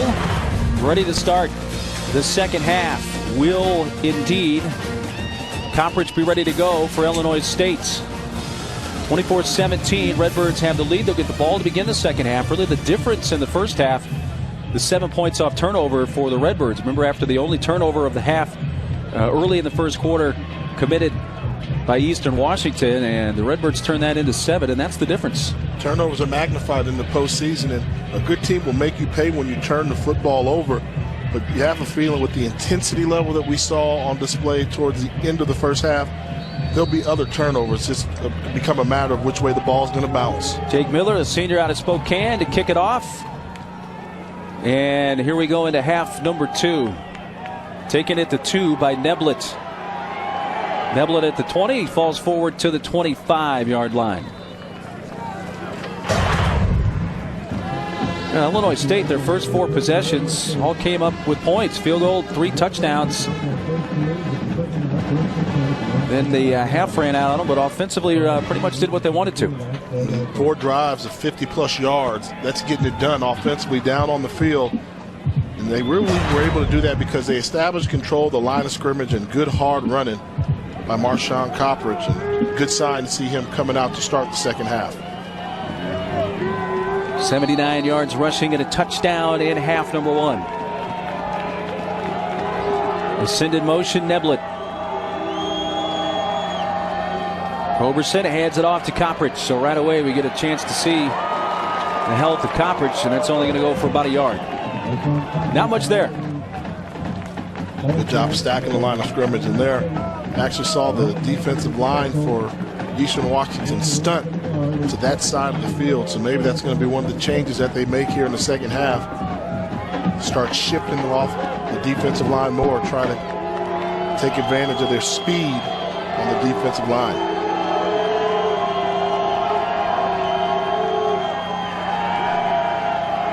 Roberson across the middle, a strike to the 30-yard line, and advancing for the first down all the way up to the 39 is James O'Shaughnessy, the tight end. They finally get him in the mix. He's their third leading catcher this year with 23 grabs. There's number 24 and a 13-yard pickup.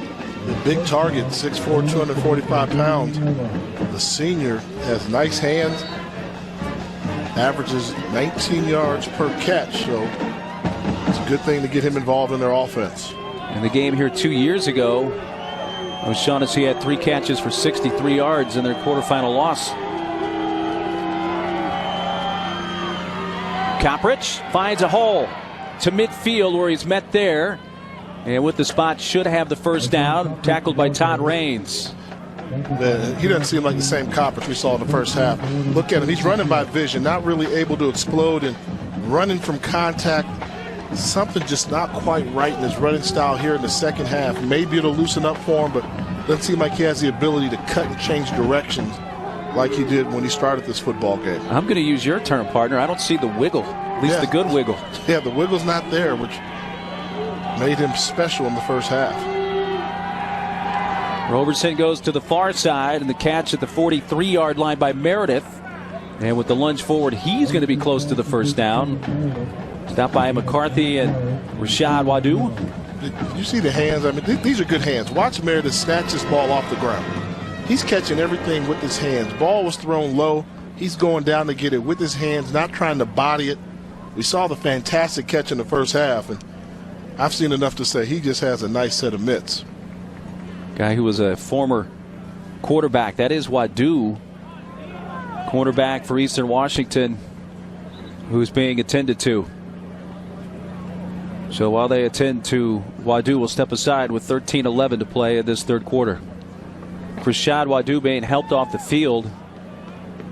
He took some friendly fire from linebacker Cody McCarthy. His own guy really got him here at the end. He's wrapping up McCarthy, or I should say wrapping up Meredith, and then here comes McCarthy. And I think that was the issue for Wadu. Yeah, helmet on helmet collision. Wadu appears to be a concussion. Let's hope it's not the case, but he has a brother who's playing at UCLA. You know the family. Played with what, an uncle? Wadu at the Fairfax High School, part of the Lope squad. A strike to the 35-yard line and a first down for James O'Shaughnessy. So they go back to the tight end after he did not have a catch in the first half. He has 2 on this drive. That goes for 11 yards. Think about it. What did we say? We saw the graphic. 4 drives, 55-plus yards. Not only these yards, but this is taking time off the clock. And they're continuing to put Eastern Washington's offense in a position where they must score in order to stay in the football game. Ball control, the key for Illinois State. Coppridge for a couple up to the 27-yard line. He is not the same runner we saw in the first half. Gutsy performance, but you can tell he's out there on a leg and a half or maybe a bad ankle. And I think this is the case where you start relying more on Roberson. They say the offense goes as far as Roberson takes them. Well, keep your season alive. You're going to need Trey Roberson, your quarterback, the transfer from Indiana, to make some good decisions with the football. He's 3 of 3 on this drive through the air for 33 yards. Looks to tack on, goes to the end zone. Did he get the foot down? No. That's Meredith. Well, you throw it in Meredith's direction, he's going to catch it, but he drifted just out of bounds. He had a step or so on the cornerback, Jake Hoffman. Yeah, tough throw here. This is a post corner thrown from the far left hash. You've got to get it there in a hurry. Knows he had one-on-one coverage. Meredith just outside. Good call by the official. Trey thought he had it. Instead, it's a 3rd down now, a 3rd and 7 from the 27 of Eastern Washington on this, the first possession of the second half. Here comes the blitz. He dumps off the screen pass. Coppridge to the edge, turns upfield, out of bounds, shy of the first down by about a yard. Run out by Micaiah Zamora. Good job by Zamora running him out, keeping him just a yard short, and that's a difference. First half he picks that up and then some, but out there with just a gutsy performance right now from Coppridge. Looks like they're going for it here, Jay. Not surprised though? Or are you surprised? Get a yard. When you're a team that runs the football as effectively as they do, and they've got an offensive line that's done a pretty good job on the line of scrimmage, you go for it. They converted a 4th down earlier. Give it to Coppridge, and he has it and more. 15, 10, 5, and into the end zone. There's the first half. Marshawn Coppridge. That's just great vision by Coppridge there. Physically not able to do it, but a good job of physically realizing where the hole is. Nice cut. Makes another cut there off the left ankle, and then just able to avoid the tackle by Todd Raines to get to the end zone. And what a statement by the Redbirds here to start off the second half. Well, on 4th and 1, and Coppridge finds the end zone. That just hooked in that left upright, and the extra point is good. Well, Coppridge, with that Illinois State offense, has made it a 31-17 game in favor of the Redbirds. 115 yards rushing, 2 TDs for Coppridge. Well, Redbirds head coach Brock Spack elected to go for it on 4th and 1. And it pays off. Coppridge, 21-yard touchdown run. 7-play drive, 75 yards on the first possession of the second half. And Coppridge looked more like himself when he smelled the end zone there, Jay.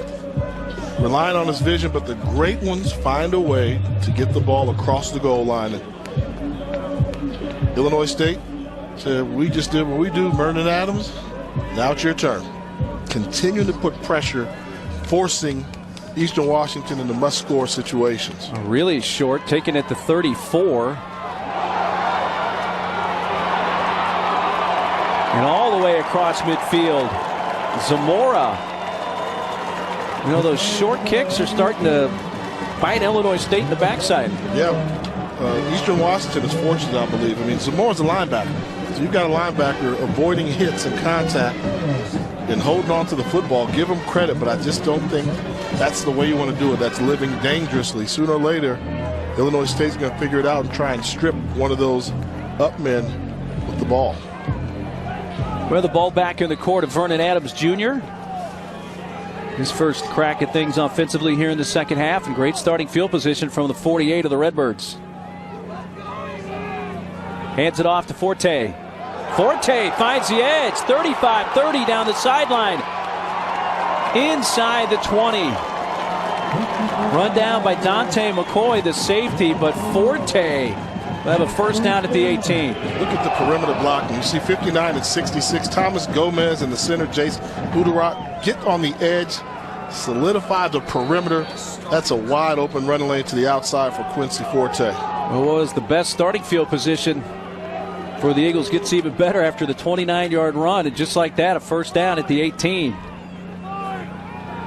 Forte to the 16 for 2 yards.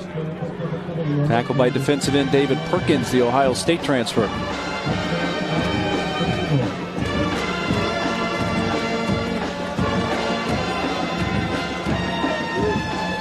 Well, let's not forget about Quincy Forte, huh?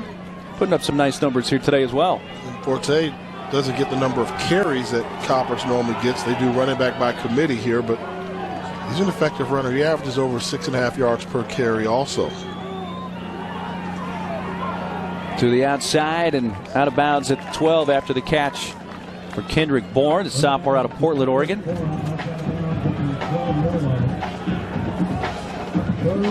Third down here, a third and about 4. Talk about a prolific offense. Eastern Washington has been in the red zone 54 times this year. 42 times they walk away with touchdowns. That's an extremely high percentage. It's 78%. They've scored on 94% of their red zone trips overall. Comes pressure. And Adams sacked back at the 19-yard line by Pat Meehan. Third sack of the year for the junior from Frankfort, Illinois. You see it coming. They're not going to disguise it. They've got number 33, Meehan, the middle linebacker. Then on the left side of your screen, you're going to see Perkins takes an inside stunt. They bring the outside linebacker as well. Overload one side, Meehan shoots right up the gap for the sack.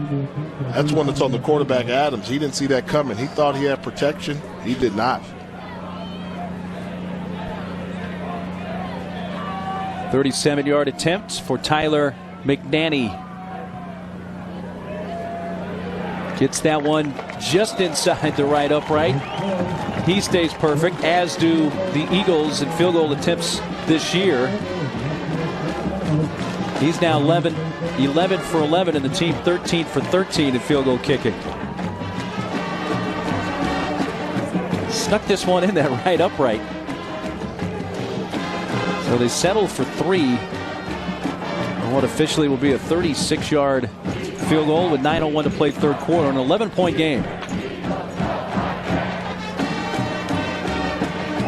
McNanny, a transfer, actually went to Weber State and Washington State. There's a number of Washington State transfers on this Eastern Washington roster.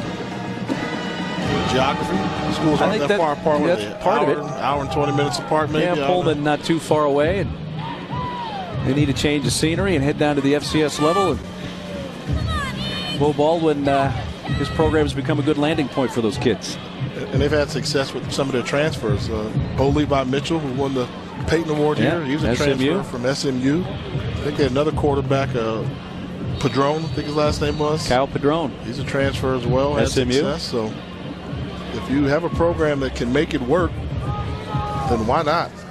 Well, they do get the field goal, Jay, as here's from the 5-yard line, Neblett to the 20, 25 brought down there. But if you're Eastern Washington, you can't trade field goals, touchdowns for field goals. No, I think more importantly, if you're Eastern Washington, you have to make a defensive stop. Right. They're yet to do it this game. It's time to leave your comfort zone. They don't like to bring a lot of pressure. They play base vanilla coverage, but I think in order to try and create a turnover, create a stop, they're going to have to start bringing those linebackers, start looking for guys like Zamora, the number 49, the outside linebacker, or number 47, McCarthy, closer to the line of scrimmage and put them in a position where they can create a turnover for you. Coppridge 115 yards rushing. He's going to get the first carry of this drive. Not much. Maybe a half yard. Coppridge, though, with the 115 yards rushing, he has gone over 100 yards rushing in every game this season. Here's the adjustment. Number 7 coming from the right side of your screen. That's Tevin McDonald, the free safety, bringing him closer to the line of scrimmage, not allowing Illinois State to have the advantage running the football by schematics. So we're starting to see the adjustments being made, a little sense of urgency from defensive coordinator John Graham. In motion, O'Shaughnessy. Roberson going deep. And he overthrew badly the intended receiver. Neblett may also have been going for John Mark Anderson. If it was him, he really overthrew him. But took a pretty good pop delivering this football. A little confusing. It looks a little bit not in the base coverage. Great job of pursuit by Dylan Zillistra. That's what you have to do. Get to the quarterback, make him feel it. 3rd and 10. Eastern Washington's defense trying to stop Illinois State really for the first time, with the exception of the final drive of the half. Roberson can use his legs, but he'll throw, and inbounds, yes. Scott Kewen with the catch and a first down at the 40. A little bit of a Vernon Adams-like play here. Just trying to extend the play. This becomes a scramble situation. Come back to your quarterback. Make the catch. Scott Kewen, good job. That's what you do. Just come back to the quarterback.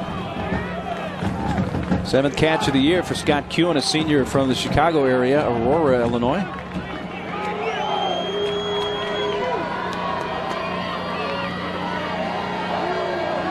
Roberson hands it off this time to Towns. Towns for a couple off the left side to the 42. Tackle made by number 4, Todd Raines, the strong safety. They're bringing the safeties up close to the line of scrimmage in obvious run situations.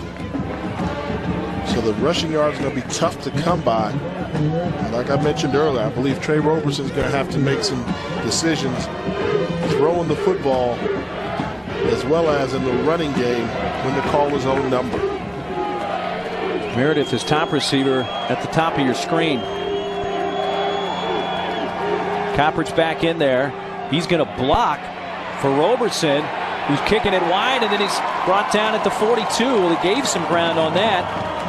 Winds up only getting a +1 on the carry. Dylan Zylstra with the tackle, number 57. They tried to spread them out, but they weren't budging. They're saying, we're not going to let you run the football. They try and use Coppridge as a lead blocker. In this case here, Roberson should have just taken whatever positive yards he could have gotten. Instead, once again, 3rd and long situation. 6 of 9 on 3rd down. 3rd and 7 from their own 43.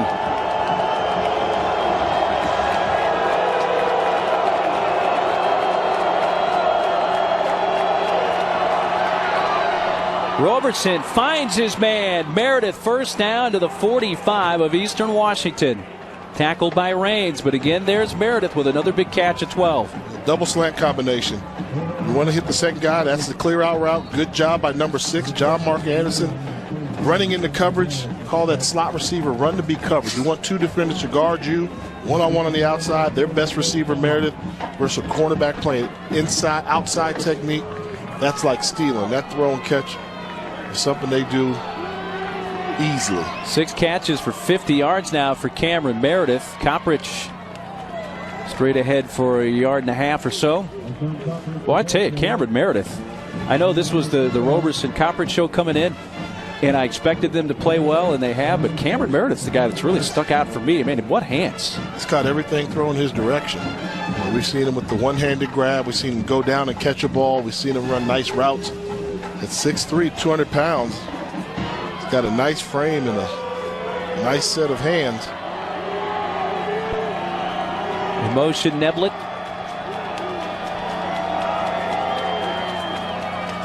Give Coppridge. Gets through the crease. May go inside the 15. Getting tackled at the 6. Jake Hoffman and Victor Gamboa eventually able to catch him, but it'll be 1st and goal. How did he see this hole? Not much there, but great patience. The hop step, let the hole develop. He knows his offensive line is going to finish off the blocks, and he explodes through. Great vision on display by Marshawn Coppridge. 36-yard gain. He goes to the sideline to get a little breather. 1st and goal from the 7 for the Redbirds.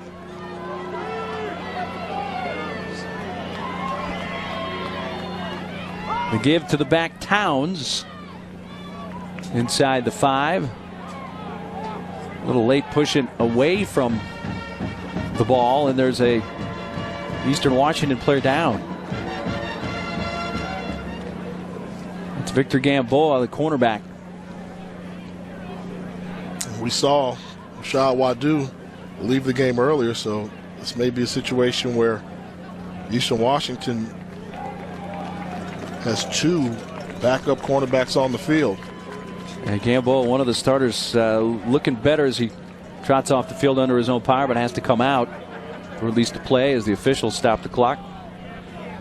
Gamboa's been a great find for them, freshman from Tacoma, Washington. So Gamboa goes out. They bring in Jake Hoffman, another freshman, this one from Spokane, Washington, number 17. 2nd and goal from the 2. Coppridge back in.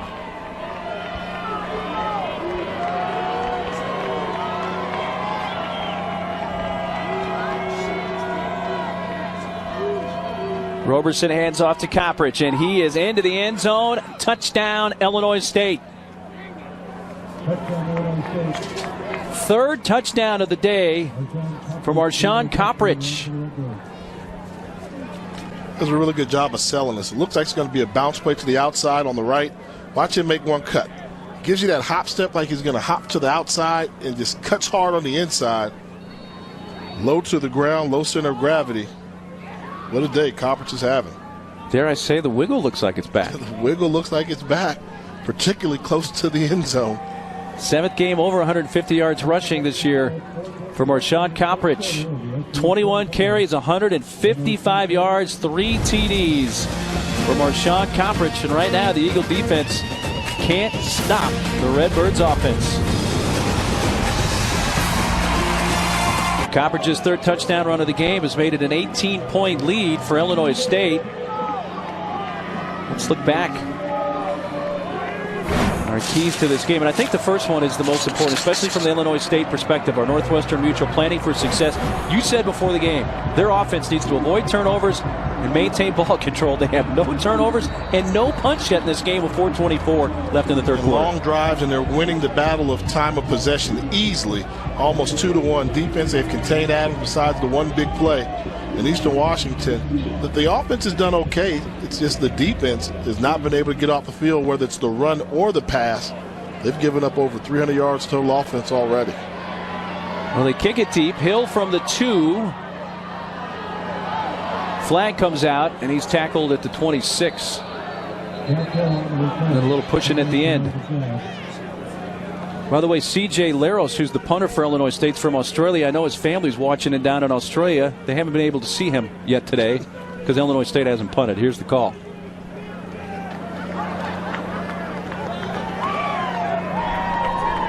Holding on the receiving team, number 31. 10-yard penalty from the end of the run. First down, Illinois State. Washington, Eastern Washington. Yeah, we got you. We got you covered. But I don't know if I've ever seen where coming into a game you knew the game plan had to be ball control and keep the opposing offense on the sideline. I mean, they've executed to perfection. And there's been a sense of urgency all game for the Eastern Washington Eagles. Right now, you hate to say it, this is just the third quarter. It's desperation mode offensively. They must continue to score. And this is their worst starting field position from their own 17. That dropped. I think Cup, well, they're going to say he caught that. It must have been an optical illusion. He does gain a couple up to the 20. I think he's going to pin this ball up against his leg. It's going down. Yeah, oh, he did catch it. Wow. So he did gain 3. Second down at 7. Adams picked off. Alex Donnelly with his third pick of the season, and he's going to return it to the 22, and things get even more desperate for Eastern Washington after their second turnover of the game. This is the scouting report here. They said if we leave the middle of the field wide open and give them a blitz, they're going to try and force the ball deep down the middle because they're aggressive. Great job by Donnelly looking up Cup, recognizing him where he is on the ball, knowing the ball's coming. That's following the game plan. The scouting report was perfect. Normally you take that matchup. You say you have Cup against a linebacker, middle of the field wide open. They anticipated that, baited Adams into the throw, and this place got quiet in a hurry. Well, I don't think it's going out of bounds to say right now Eastern Washington's defense needs to at least hold them to a field goal try here, because another touchdown for Illinois State would really put things not out of reach but close to it. There's a throw to the 19. Guess who makes that catch? Meredith. What hands. You know, that wasn't an easy routine catch right there. It was not a tough throw, but when you've got a big target like Meredith, you just get it in his vicinity and you know he will body the defensive back out. Robertson's going to go late to the outside, which is always dangerous, but look at him extend the hands. He catches everything in his hands You don't see that too often. He almost caught that one-handed again. 7 catches, 56 yards, and a touchdown. Touchdown catch came on a remarkable one-handed grab. Kept by Roberson. Going east-west, uses a stiff arm and lunges forward near the 15. That was Tevin McDonald, free safety, bringing him down.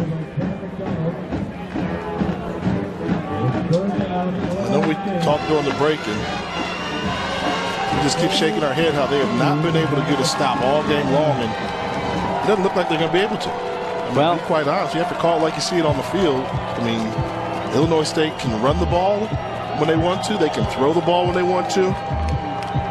7 of 10 on third down. I'm not going to say this is the game right here, but if Eastern Washington can't stop them,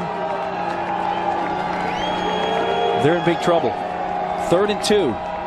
Coppridge. That's too many cuts.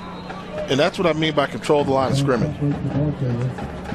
First down run. On 3rd and 2, when you watch the number of cuts you're going to see Coppridge make, that means there's no penetration in the backfield. 1, 2, 3. I mean, he's dancing in the holes when, if you're controlling the line of scrimmage, you're avoiding shots. He's not avoiding shots. He's dancing, picking his spots. The offensive line for Illinois State has won this battle all game long. Redbirds 5 of 5 in the red zone today. They're in there again. A first down from the 13. They're 80% now on 3rd down conversions. 8 of 10. That's phenomenal.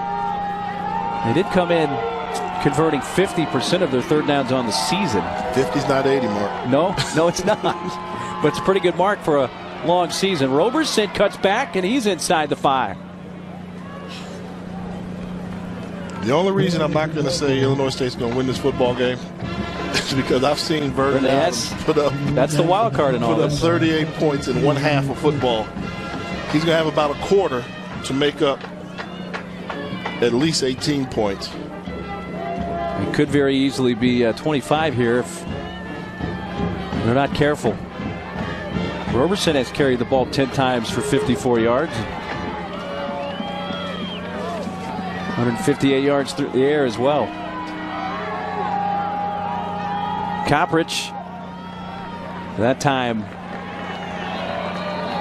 well defended, pushed all the way back forward. Progress though to the 5. Cody McCarthy, Zachary Johnson, and others blocking the hole there. Well, he already has 3 touchdown runs, and I think he's disappointed right there he didn't get a 4th. Another big play, 3rd and 2. You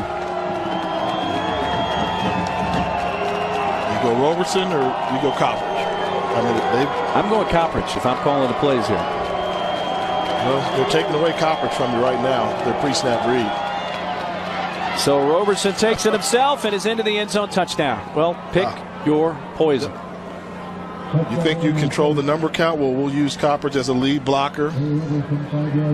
That's all they decided to do. Get there and say, they've got the numbers and not willing to vacate the box. Coppridge, you go as a lead blocker. We'll pull our center, Mark Spellman, and Roberson goes into the end zone untouched.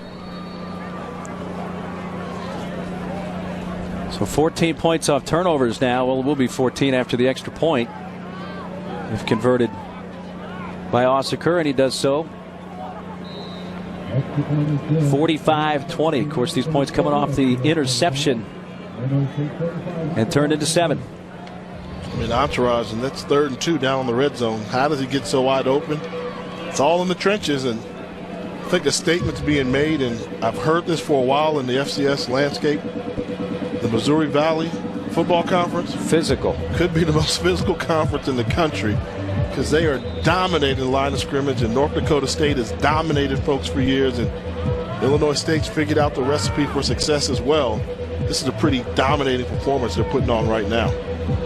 Well, the Missouri Valley Conference newcomer of the year, Trey Roberson, with a touchdown of 5 yards, capping off the 6-play drive.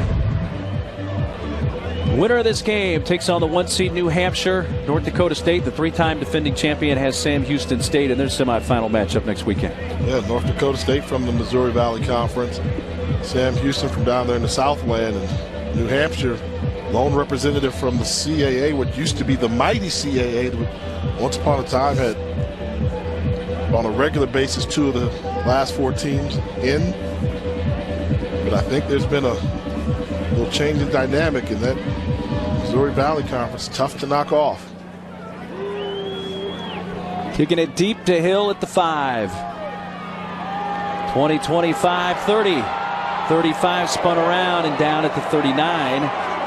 The Eastern Washington sideline saying that the kicker, Osseker, got a face mask or something to help twist him down, but no flag.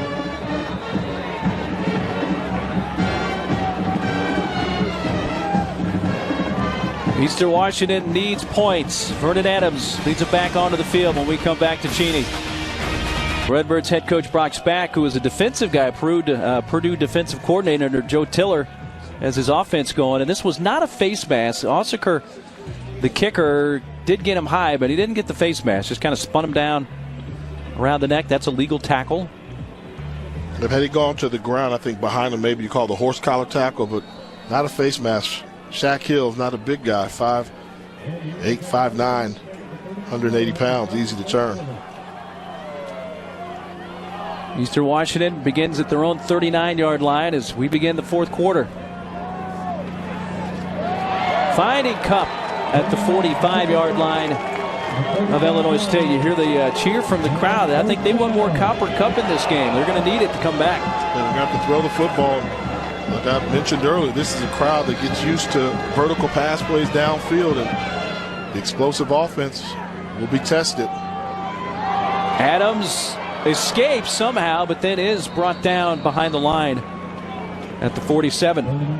Watch David Perkins' relentless pursuit of Vernon Adams. I mean, he's coming off the line spinning on your left side of the screen. Spin move. Keep going. He's being held, grabbing him, then coming back into play. Great pass rush by David Perkins, the athlete from South Bend, Indiana.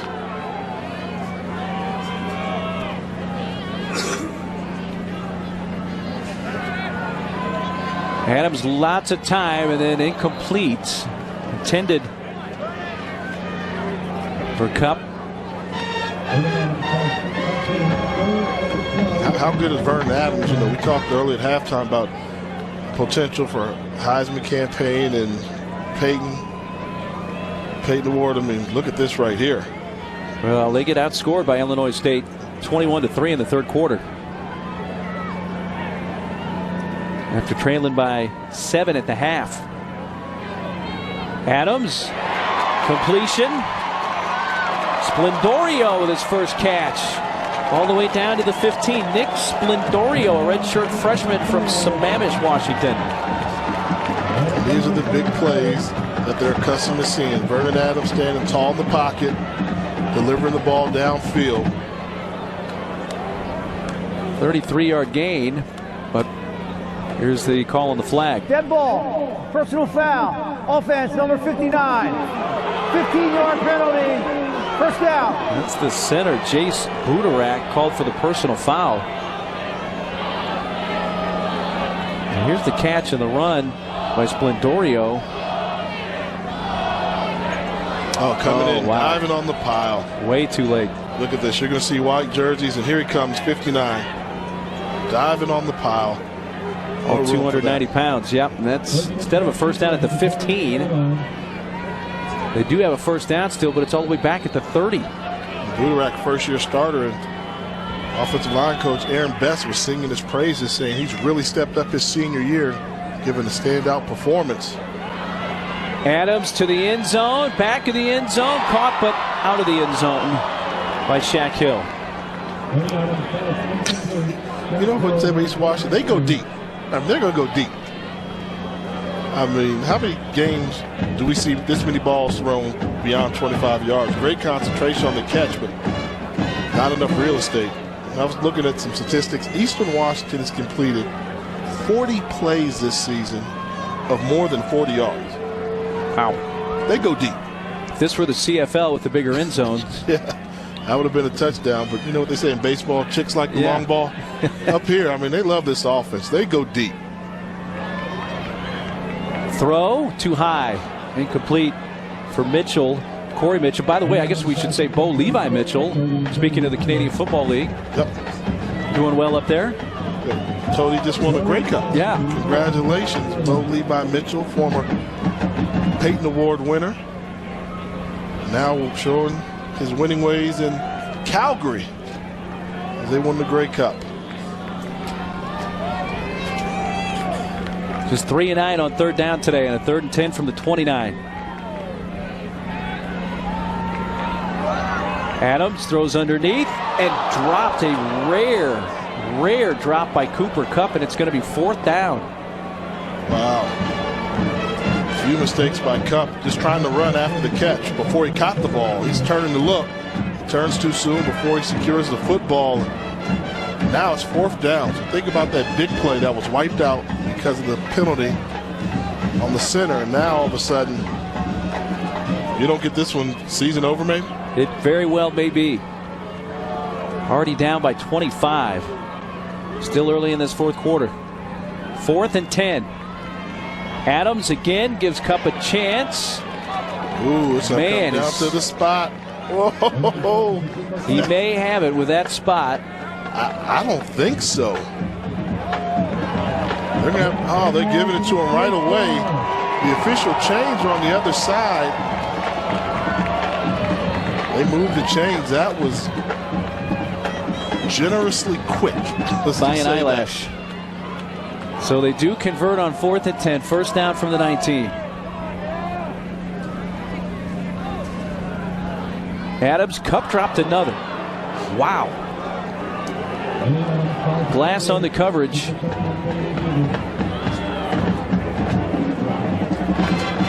Second one, he knows he has to curl around. He sees them, that's something you have to realize. He sees the defensive back once he comes out of the break, so he knows not to come running out full speed. Maybe in anticipation of getting hit. It also tells me a little bit, Jay, and you can agree or disagree. When Kupp drops 2 like that, this team's pressing right now. I mean, they know the season's on the line big time. There's a carry for Forte up the middle. When Kupp's dropping passes, they're gripping it pretty tightly right now. They are. They're in unfamiliar territory. Down by this much is the largest deficit they've had all season long. They lost to the University of Washington by 7 points. In the regular season game, Northern Arizona by 1. And Adams was spectacular in that near miss at Washington.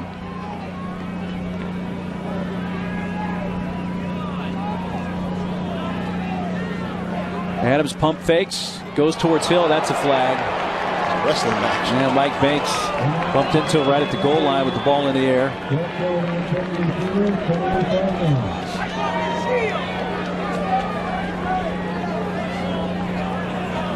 Pass interference. Defense, number 24. Penalty occurred in the end zone. Ball was placed at the 2-yard line.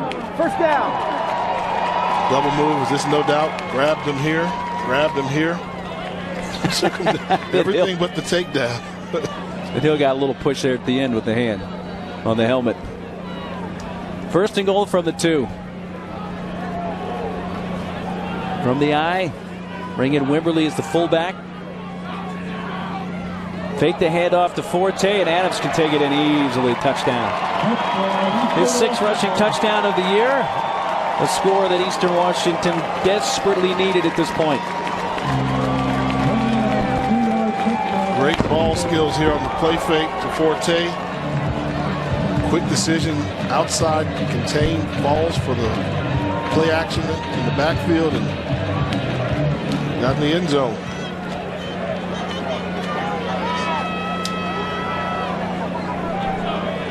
McNanny for the extra point.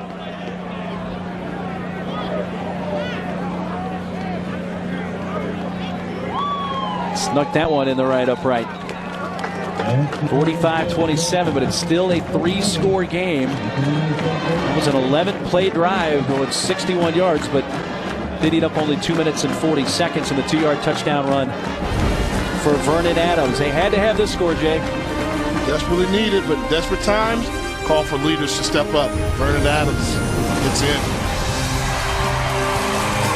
There, the center of the screen with the sock cap on. That's Bo Levi Mitchell, Grey Cup champ, FCS national champ here at Eastern Washington in 2010. See your quarterback.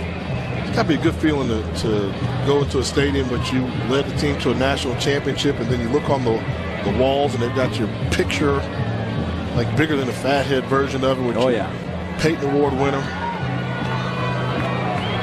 He's here in support of his, I want to say his younger brother, but his older brother. Yeah, his older brother is the receiver, Corey Mitchell. Bo Levi Mitchell. Calgary beat Hamilton in the Grey Cup this year. I couldn't have had that, Mark, I'll tell you. Thing right there at the stadium. Onside kick. But it looks like Illinois State does recover. Recovered by Colin Keoshin, big 6'3", 260-pound senior. See the desperation, but Keoshin plays defensive tackle for Illinois State, but he was a converted running back. How about that? He's had a good year starting defensive tackle, showing the nice hands and able to come up with the recovery. Well, the Eagles 0 for 3 on onside kicks this season, attempting one there. And you can see why, but now, I was just about to say, Jay, their defense really needs a stop. And the onside kick, I can understand as far back as they are why they did that, but they really now have their defense. That's been the story of this game. Yeah. They need to stop. They need to stop it. I mean, you see two safeties high right now. That means they're not willing to sacrifice. So they're going to play base defensive coverage, which I don't think is conducive for creating turnovers that they need or stop. Robertson going to go to the air. What hands? Yeah, I just continue to be marveling at Cameron Meredith. Those are pro hands. I agree. A decent wide receiver has to go down to make this catch. A good wide receiver just snatches the ball out of the air. Ball's thrown low. Doesn't even break stride. Just goes to make the catch. Look, just go get it. Go low. Long arms. Good hands. Confidence in his hands. Doesn't have to go to the ground. He's closing in on 1,000 yards receiving for the season. 67 today. So he's at 974 overall on the year. This is Coppridge. Let's also give credit to offensive coordinator Kurt Beathard. When the situation says run the football right now, he's come out and said we're more than just a running football team. We're a balanced offense. We can attack in the passing game. You've got a nice lead. You're on the road. Comes out first down, pass. So that lets you know the faith that he's developed in Trey Roberson and Coach Roxbay, who said this team's probably a year ahead of schedule. Well, this year's not done. No. Look out this year. 400 total yards. Roberson going to take off himself to the 31. It'll be 3rd and 6. Tripped up by Cody McCarthy.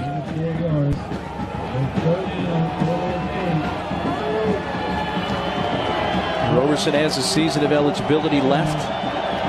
He'll be back next year, you would assume. Coppridge the same. Coming back. Need to replace a couple offensive linemen, particularly the bookends, the tackles, but it's a good football team coming back. Just run the football here. Well, he's going to throw it and going towards the end zone. It's caught and in the end zone. Touchdown. Play for the win. Neblett's 8th TD catch of the season. Play for the win. And that's what you have to do. I'm a little conservative. I'm looking at the numbers. I'm playing, hey, you run it, you take a little clock, you don't worry about that. They come out. We get one-on-one. We're going to get Eastern Washington like they get so many other people. We're going to throw the ball downfield on them. That's a dagger. That's establishing team. We're not going to settle with the amount of points we have right now. We know what they're going to give us, and we're going to take it. That's how you win postseason playoff games on the road. And their offense has not been stopped today. 10.5 minutes left in this fourth quarter. And Illinois State right now looking like they're going to have a date next weekend in New England. The catch and the touchdown for Neblett, 52-27.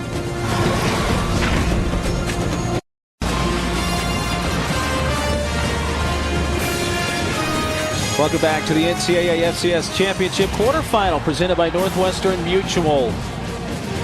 Trey Roberson with his second touchdown pass of the game. He's 27th of the year, so that now ties him for the Illinois State single season record for TD passes in a season. Gives him a 25-point lead with 10.5 minutes left. Came in averaging 29 points allowed by their opponent this year and have given up a whopping 52.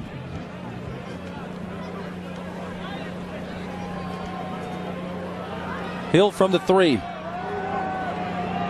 20-25 and out near the 30. One thing that Illinois State never did, they never seemed intimidated at all. We've been here before. We've seen teams get off the slow starts against the Eagles here on the Inferno. We've seen teams not finish them off. I mean, this is probably, I've been here doing postseason games. This is my 3rd appearance here in 5 years. And I believe this is probably one of the most thorough performances I've seen. Offensively done a good job. Defensively done a good job containing Vernon Adams. That was the key. They know they couldn't stop him. How do you contain Vernon Adams? And they have just followed the script. Well, if there's a quarterback out there that can overcome a 25-point deficit in 10.5 minutes, Adams would be that guy. He's going to need some help from his defense as well, but right now he's going to get sacked back at the 24 by Thate Corwin. That's one of the few sacks they've had on Corwin. Corwin, 6'5", 260-pound junior from St. Louis. 5.5 sacks on the season, but more importantly, he has 3 interceptions. Look at that. I didn't see that coming. Wow. I mean, and for Roberson, don't have to outplay Vernon Adams. Just don't get completely outplayed by Adams. Just out of reach of Cup. You know, Cup and Adams really have not been on the same page all day today. They gave him something to think about. I mean, Adams has not been completely comfortable in the pocket. He hasn't come out and played his sharpest game. And I think the threat of a pass rush will do that to any quarterback. How do you make a great quarterback average? You hit him. And I think the thought of that and the pressure with Perkins and his athleticism always distract on the outside. And Thate Corwin, they just have not been able to get in unison. 3rd and 14. Deep throw, and that's too high for Cup. But now you're at a point in the game here, Jay. I mean, it's 4th and 14 from your own 29, and they may just have to go for it to have any chance. He's open. I mean, these are throws that Adams hits most time. They've not been there. The timing hasn't been there today. Adams hasn't been as sharp as he's accustomed to, and they've missed their opportunities for those explosive plays that they're so reliant upon. So they're forced to go for it on 4th and 14 from their own 25. I would double Cup. Somebody else has to catch this besides Cup. Adams. That will be enough for the first down. The catch by Corey Mitchell. Got it by about a yard. That's what you need. They double team Cup. You need the supporting cast to come up and pick up the yardage. So they're a perfect 3 of 3 on 4th down today.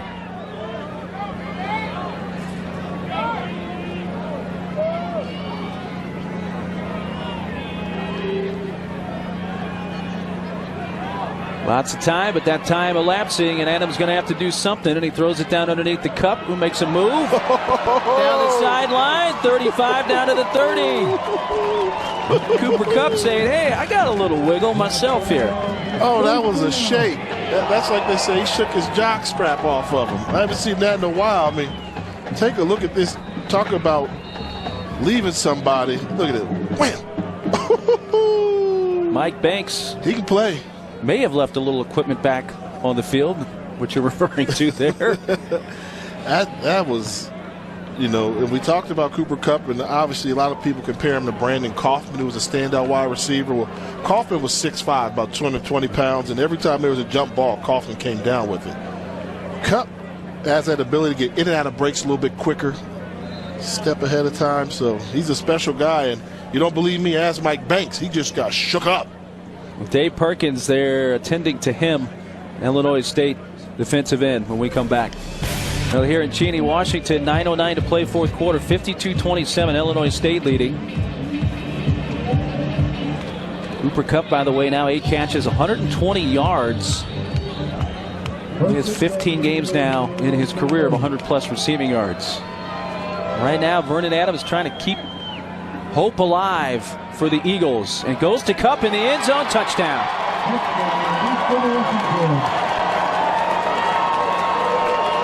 They do a really good job of isolating Kupp on linebackers and safeties. and they perform in unison. So Vernon Adams did a good job of looking him off to the left. Everything left, come back right. And all Cup did was just to replace the safety where the safety was. Tevin Allen just replaced him 20 yards downfield. Didn't take long. They've got quick strike now. If any team in the country can come back from this deficit, I think it's a team we're watching in Eastern Washington. And he missed it wide right.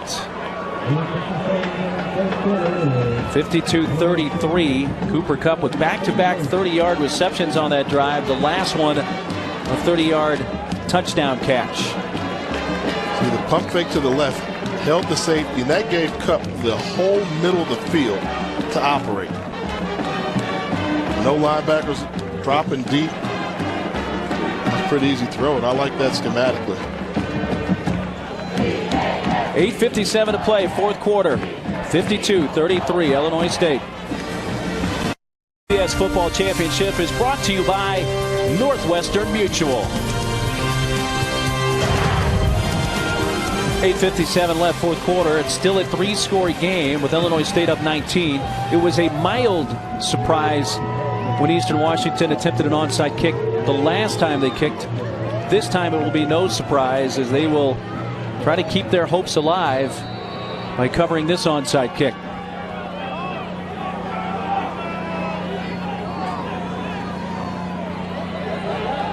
And they have it.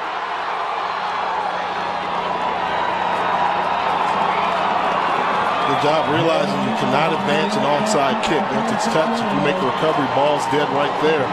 Had you been able to advance it, He might have had a touchdown. If this were the NFL. But they got the big hop. Right into the arms of Splendorio, who's a wide receiver. And Mike Banks comes up, their athlete comes up and tries to jump, leave his feet, make the recovery, not able to field it cleanly. Vernon Adams and crew have the ball back. 8:52 left. You have to cover the middle field. It's too wide open. Sliding catch at the 43 by Corey Mitchell. First down. Take a look at this coverage. They're getting pre-snap read. Look how open the middle of the field is. There are no safeties on the hashes. They're all going wide. That's dangerous.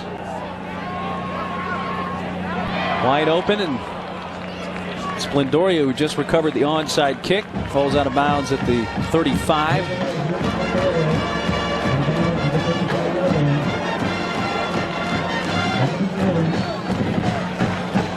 Look at the two safeties. Look at the deep men right there around the 22-yard line. Those safeties are playing wide. There they're going. For Kupp. That's easy. Wow. Is the miracle comeback well underway? If they keep playing that coverage, yes. I mean, that is poor cover two coverage, allowing him to get a free release down the field on your linebacker. Those two safeties 20 yards apart from each other. I don't know if there'll be an easier throw that you'll see Vernon Adams make. Well, they're going to go for two here. Trying to make this an 11-point game and make it a two-score game with a touchdown, extra point, and field goal, but they need to convert here.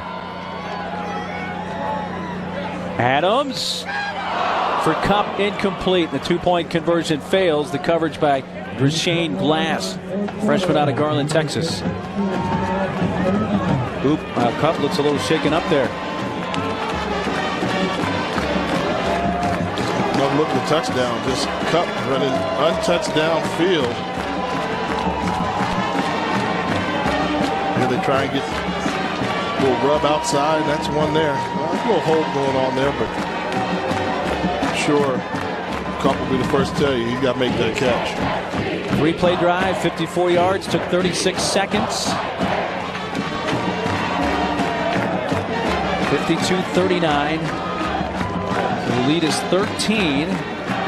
Now 8:21 left, and I would say under normal circumstances, maybe you don't onside kick, but when you haven't stopped the other team's offense all day, you got to onside kick again. I don't think so. You don't think so? No, I don't think so. You got lucky one time. What you can't afford to do is have them recover, kick another field goal, then end it. So I think you have to kick it away. Think you kick it away? I mean, you have 8 minutes. I mean, you still have 3 timeouts. That's true. Get a stop, another quick score. Well, the way they're lining up looks like, well, we'll see how they end up here, but it looks like they're going to kick it away. They don't have anybody really deep. If you get full momentum going, you may be able to recover this kick with a pooch. Doing a pooch towards the near sideline. Allen comes up and makes a tough catch at the 25-yard line. Because that's a live ball there if he doesn't come up with that. Well, can Eastern Washington pull this thing off when Illinois State looked like they were going to run away and hide after the third quarter? It has gotten this crowd at Cheney back into it. Lead is 12 for Trey Roberson in Illinois State.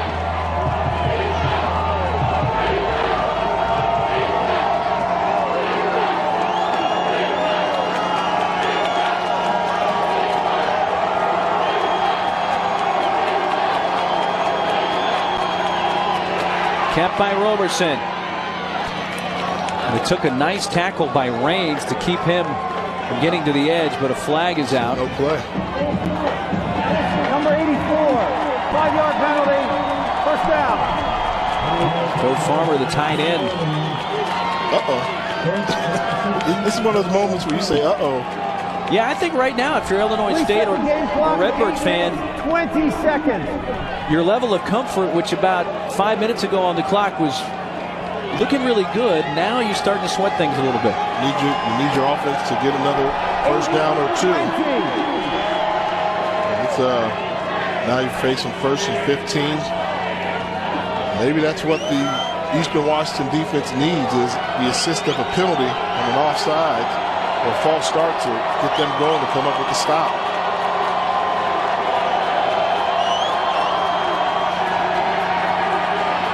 Roberson, Meredith, and the 26 gets him back near the original line of scrimmage prior to the penalty. Tackled by the linebacker Ronnie Hamlin. They're going to their go-to man. They clear it out for him in the middle of the field. He makes the catch, picks up the 5 yards that they lost on the penalty, and keeps that clock moving.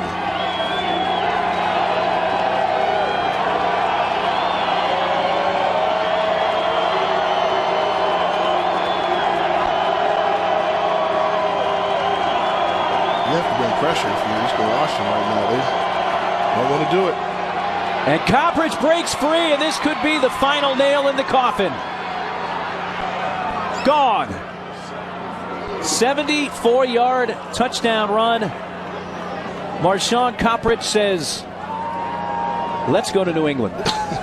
The look was so vanilla, and Eastern Washington just refused to bring the safety up to do their best run blitz. I mean, make one person miss. 4th touchdown run of the game for Coppridge. And great net sound there from our audio. You could hear the crowd excited, and then they see the season slipping away as Coppridge runs down the field. The good news is, didn't eat up a lot of clock. You're getting the ball back with 7 minutes. Oh, you are a silver lining guy, my friend, which is what I like about you. But yeah, the unwillingness. I say I'm surprised to see them not sacrifice and bring 8 men down in the box, force them to throw the ball one-on-one. I don't think you play soft run coverage versus one of the top rushers in the country. And the Eastern Washington defense has still not stopped Illinois State today. So I'm going to go back and say they should have onside kicked again. It's easy with these 20/20 hindsight glasses I have on. Yeah, when you're there at 1st and 15 and they pick up 5 yards, okay, 2nd and 10, I mean, stop them. But unwilling to leave their comfort zone. And, you know, we keep talking about D coordinator John Graham. I mean, I think at the end of the day, the front 4, actually the front 7, of Eastern Washington just has not gotten the job done today. 25 carries, 232 yards for Coppridge with 4 TDs. He's averaging 9.3 yards a carry, which obviously got helped out a lot right there on a 74-yard touchdown run. And the key to a good defense, you want to make the team one-dimensional. You know, make them, right now, Eastern Washington's one-dimensional. All they can do is throw the football. For Illinois State, they can run it, they can throw it. Bootleg, they've got everything going, and they never made them one-dimensional in this football game. So back to a 3-score game. From the 8-yard line, this is Cooper Kupp to the 25.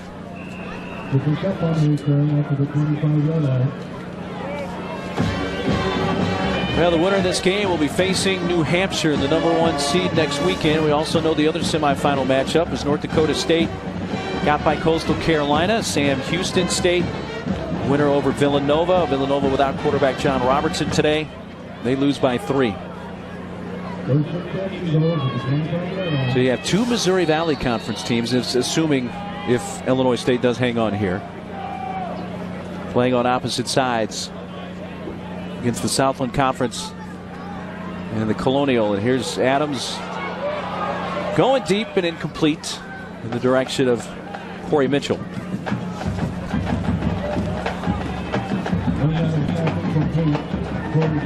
I like this defense I'm seeing from Illinois State now.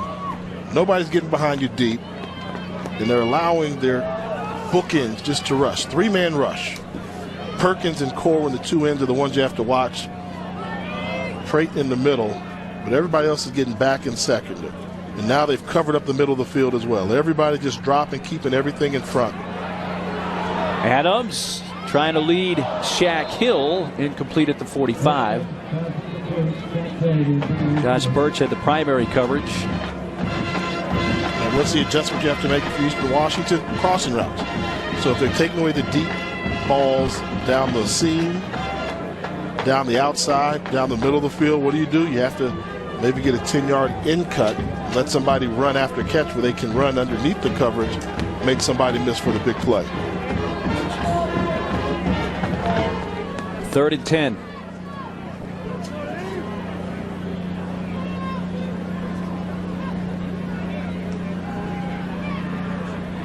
Adams, there it is. Wide open to Splendorio. Going to run out of bounds at about the 45. First down there. Stopping the clock with exactly 7 minutes to go. So it shifted. So now you have to find a crease in the seam. And you find the crease and you allow them to run after catch. And watch this block by Shaq Hill. Springing Splendorio for an extra 5 yards. Clock restarts as they get the chain set. Same coverage, you can do the same thing. And picked, headed the other way. Mike Banks down in midfield. He jumped the route. And that's a fantastic job by an experienced cornerback who's been starting for 4 years at the school. Single receiver side, he knew he had help over the top. He said, so if I decide to jump this route, I have a safety that's going to come up and make a tackle for me.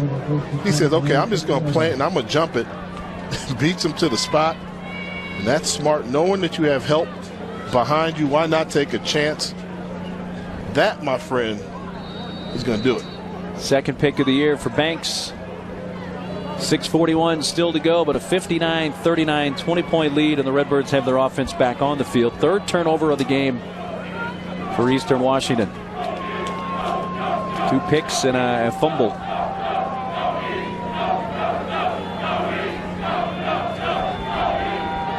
Coppridge to the 47.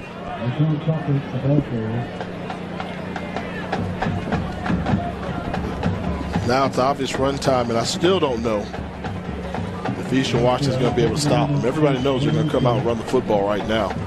Take a little time off the clock. But what a job by the offensive line for Illinois State. Well, I think the overriding question coming in, Jay, was it not the physical size of the Missouri Valley Conference team, Illinois State, against the team that's maybe more athletic, Well, size is winning this battle today. And here's the athleticism and the run for Coppridge, who slides and takes a seat at the 33. And the guards, I mean, Kyle Avaloy, Mark Spellman, the center, Rocco Ammons, the right guard, 71. I mean, there have been holes in the middle. They've got the bookend tackles in Leakey and Barton. And I was looking at the scouting report and said, if you take out the center, who weighs about 280 pounds, this offensive line averages 315 pounds per man when they play like it. I mean, they play big, they play physical. Their quarterback doesn't get touched, and the running backs have nice holes to run through. Coppridge, a career-high 249 yards rushing. Got a chance to go over 250 here, and will do so by a yard or two up to the 30. Well, remember at halftime, this was a 7-point game, and there was a question whether Coppridge physically was going to be able to come back and play, and obviously he has come back and played, and it's made a huge difference in this game. Yeah, and when he was a little banged up, relied on his vision and his experience carrying the football, and then loosened up that ankle and was able to hit the home run ball. He's a good one. I mean, I think next year, this time, we're going to be talking about Coppridge and Roberson battling for that Peyton Award. Just like this year was Cup and Adams battling for it, and some people think Cup might have cost Vernon Adams a couple votes. That's a good predicament to have. Yeah, when you have two players that are going to be in the conversation like that, you got a pretty good football team. Illinois State, who lost here 2 years ago in a quarterfinal matchup, look like they're going to get a little payback here today. A lot of that thanks to Marshawn Coppridge. He showed the toughness and the great vision and his little jump step. Not a lot of wasted movement. Sometimes you see running backs dance too much in the hole. He dances just to set up his blocks and then showed the ability to run away from the defense. I mean, this has been a highlight reel performance. Just put in the videotape and let it play. Of all 29 carries he's had for 254 yards. Well, his per carry average has dropped the last few carries from 9.3. Now he's at 8.8. Tough day. 4 TDs. He has 26 rushing touchdowns on the season. Came in averaging 153 yards a game, tops in the Missouri Valley Conference, and an average of 6.1 yards a carry. That was coming in.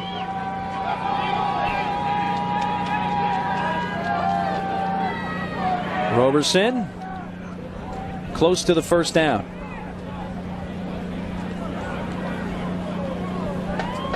Pins on the spot.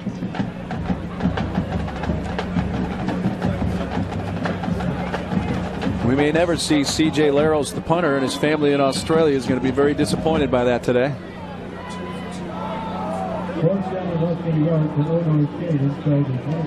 4 minutes to go, and they are short, 4th and 1, and going to go for it. They're 2 of 2 on 4th down today.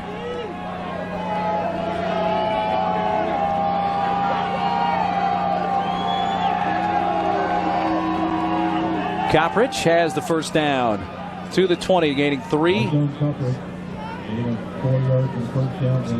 Well, Illinois State, you know, they're another part of this week of preparation that we haven't talked about, Jay, that was brought up by Brock Spack, their head coach, when we talked to him. Their kids going through finals this past week. Had a lot on their plate. Yeah, but he turned that what you may call a negative into a positive. He said, well, because they had finals, they didn't have class, so we were able to get done what we needed on the football field a little bit earlier than we would during a normal work week. Got them in and out of practice by 3 o'clock. Let them hit the books and study. So that's great coaching. Carry for Towns. I would assume at this point we've seen the last of Coppridge. No sense at this point of the game risking anything after a career high 258 rushing yards. Let's go back to a conversation we had that Coach Backey shared with us that he had with then North Dakota State head coach Craig Bowl after they lost to them, and Coach Bowl told him, you know what? You guys are good enough to win a national championship. He said, because the Valley, that's what they call the Missouri Valley Conference, the Valley prepares you to win national championships. Well, they didn't. They came here and got beat by Eastern Washington. But this year, I really believe Coach Spack took that same mindset, said, you know what? The Valley's prepared us to win a national championship. And you see the two teams that have won, that finished in the tie for first place, North Dakota State, Illinois State. They're both two of the last teams remaining that have a chance to win a national championship. And maybe headed for a finals match against one another in Frisco, but Illinois State is going to have to win on the road at New Hampshire to get there. That will be a tall order. North Dakota State at home against Sam Houston State. You would think that the Bisons would be a sizable favorite in that game. Fargo Dome, and the fact that they've had Sam Houston State's number for a couple years, but new coaching staff, new offensive philosophy for Sam Houston State. Maybe that's what they're doing. Willie Fritz is now at Georgia Southern. So this could be interesting postseason the way it shapes up, but I'm pretty sure all the folks from Fargo, they've already made their reservations for Frisco. Proactive, huh? They've been there the past 3 years. We're going to make it until you force us to change our reservation. Some of their fans may have made those reservations before the season started. I'm sure they did. 2:21 left. Illinois State, with a win here, will take a 5-game winning streak into the semifinal game at New Hampshire and be 12-1 overall. Again, they did not play North Dakota State in the Missouri Valley Conference season. Just a little quirk of the schedule.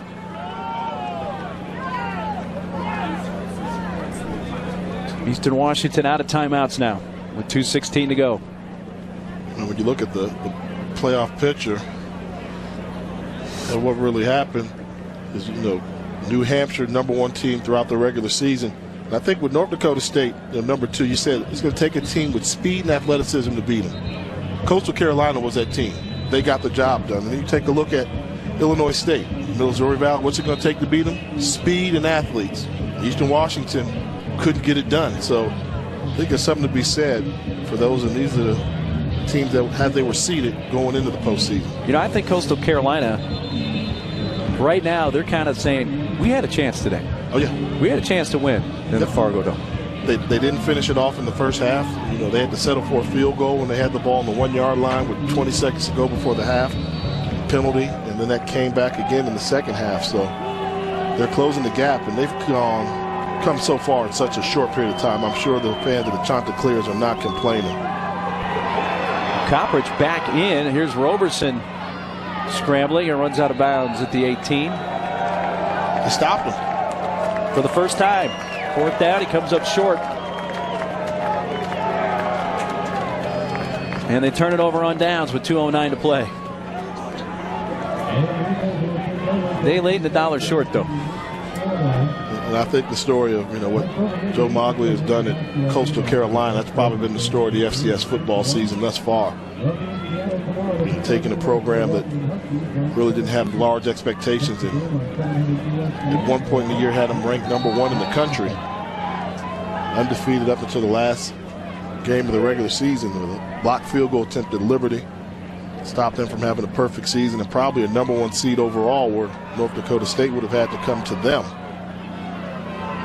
Adams going for Hill, who makes the adjustment and a flag. The defender never looked back, and Birch picks up the yellow hanky there.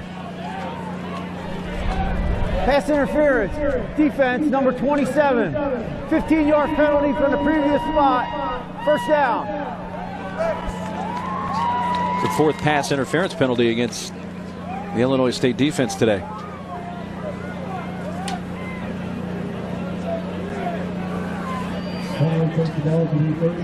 Two years ago on this very same field in the quarterfinals, Illinois State was beaten 51-35. And then Eastern Washington lost to Sam Houston State the following weekend in the semis here, 45-42. Nice catch. And an ankle tackle brings down Mitchell. First down stops the clock briefly with 1:54 to go.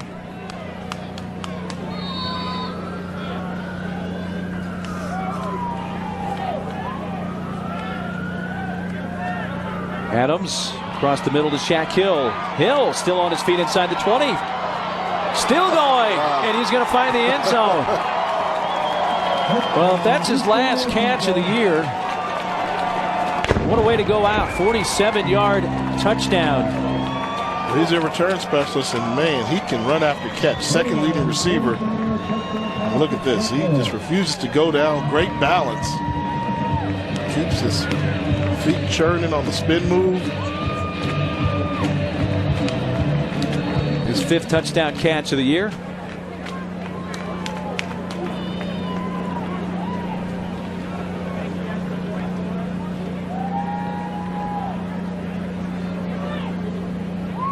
$59-46. Well, it's a 13-point game with 1:40 left, but it's still going to take a whole lot to go right. 2 onside kicks. Yeah. Have to recover.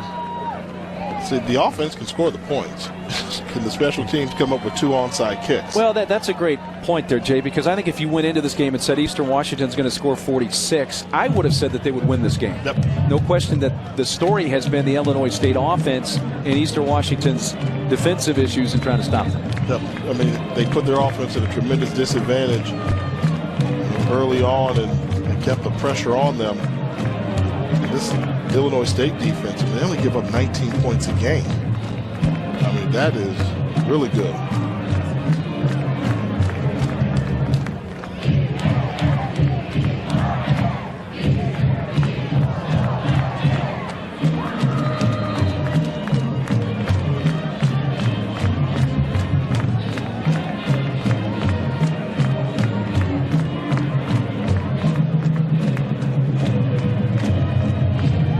Onside kick upcoming here with 1:40 left.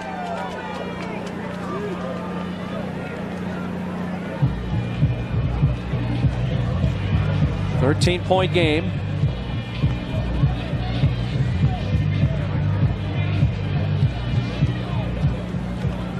Now there's apparently a medical issue in the stands. There was a thinking that the ambulance over there may be brought across the field.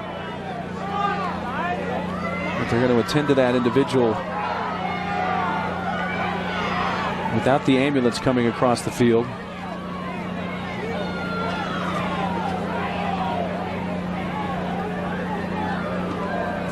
There are folks screaming.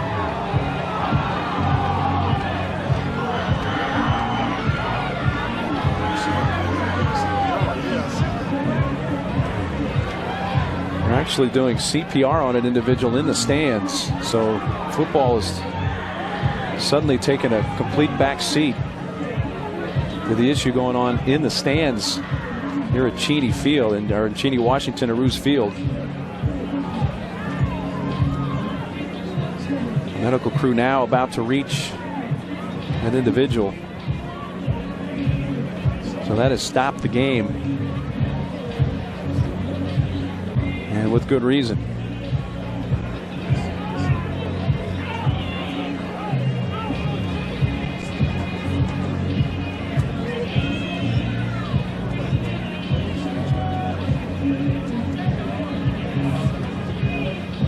Not sure why they're not bringing the ambulance over, to be honest. There's a little bit of confusion going on right now. Nobody in the driver's seat of the ambulance right now.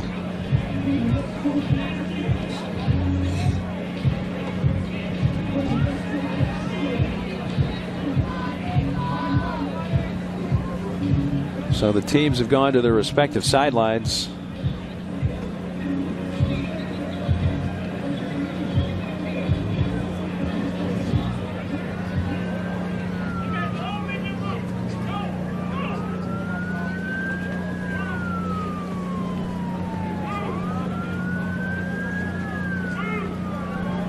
Well, while the medical personnel continues to reach that individual, we will step aside.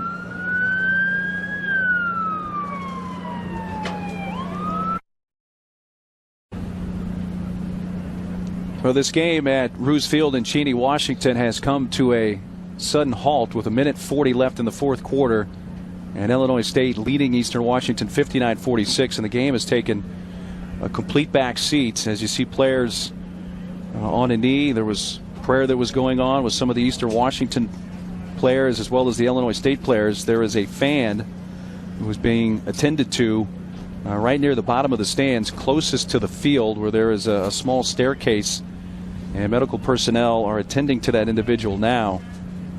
The ambulance has been brought over. A fire truck is also on site as the individual is being attended to right at the top of a small staircase near the bottom of the stands closest to the field on the Eastern Washington side of the football field. So appropriately, the focus is on the attention required by that individual and the emergency personnel.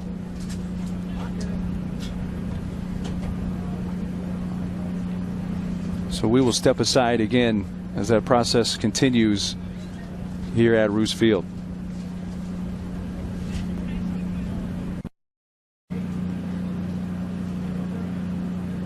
An unfortunate situation here in Cheney, Washington at Roos Field with the minute 40 remaining in the football game.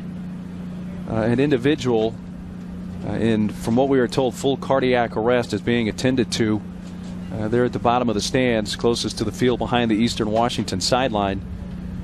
And from what we are told, this individual needing attention immediately at this point. And as a result, the medical personnel has been administering CPR as well as some IVs to this individual. So appropriately, the game has stopped.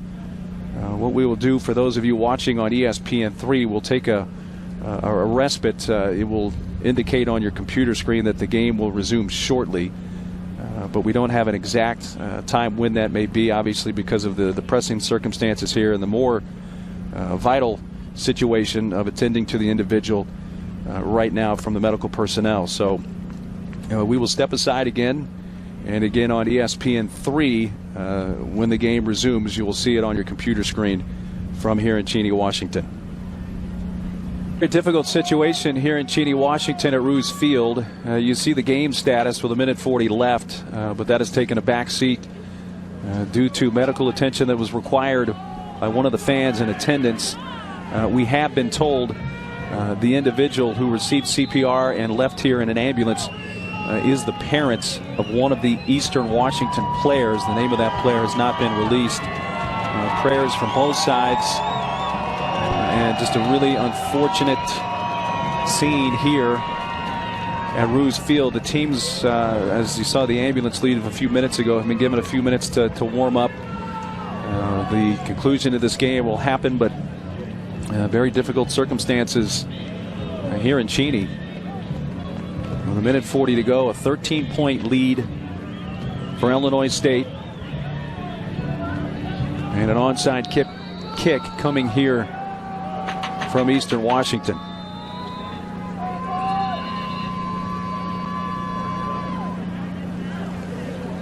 And Illinois State will use a timeout.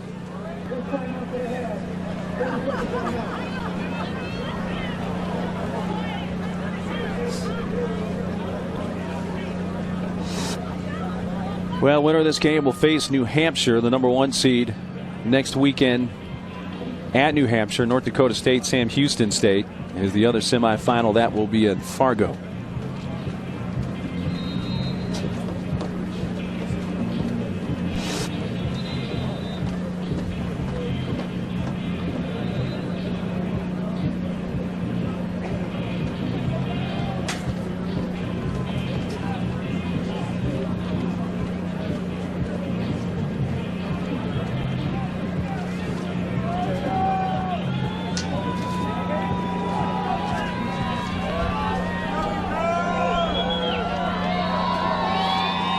Onside kick to be attempted by Tyler McNanny.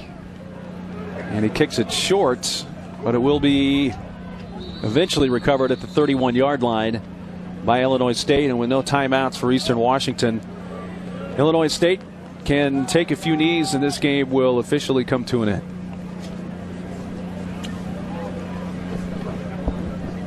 Tough way to end a football game. Obviously, health is foremost, and football is just a sport. And you get reminders of reality. And our thoughts and prayers to the family of the Eastern Washington player.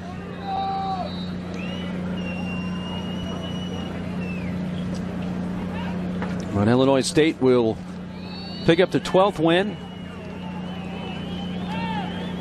And after losing here 2 years ago in a quarterfinal game, Rock's back, and the Redbirds will head back to normal, knowing they have a date in the semifinals next weekend. They won this rematch. They won the rematch with Northern Iowa this year. It's the team that continues their record-breaking ways. One win away from making it to the FCS National Championship game, which would do wonders and speak wonders for the program and the job that they've done in Normal, Illinois. Nothing normal about this football team. They're good. So 4 teams left now in the FCS playoffs. And if you're New Hampshire, from what you saw, especially offensively from Illinois State here today, there has to be some concern. They're balanced. I mean, a balanced team is a dangerous team. They're never going to be one-dimensional. They can throw the football. They can run the football.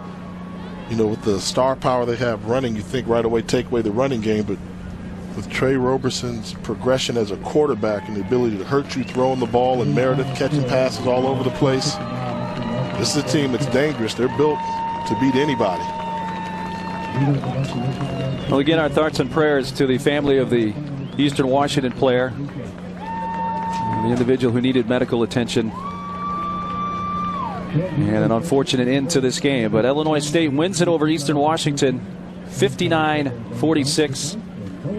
And the Redbirds head to New England to take on New Hampshire. Trey Roberson outstanding today. Of course, Marshawn Coppridge also brilliant. Coppridge finished with 258 yards rushing, 4 TDs. And Roberson 206 yards passing and a couple of TDs. And Roberson's been playing football at a very, very high level the right time of year. Toward the end of the year, he's been in command, and they're a dynamic 1-2 punch. That's Roberson and Coppridge. Get used to him. So again, the final score, Illinois State 59 and Eastern Washington 46. Well, to watch this entire game on replay as well as other games on our family of ESPN networks, log on to watchespn.com or download the Watch ESPN app. For Jay Walker and our entire ESPN crew, I'm Mark Neely. Thanks for sharing this one with us. To get our thoughts and prayers to the family of the Eastern Washington player due to the medical attention he required just a short time ago. Illinois State moves on. They'll play New Hampshire next weekend in the FCS semifinals. So long from Cheney, Washington.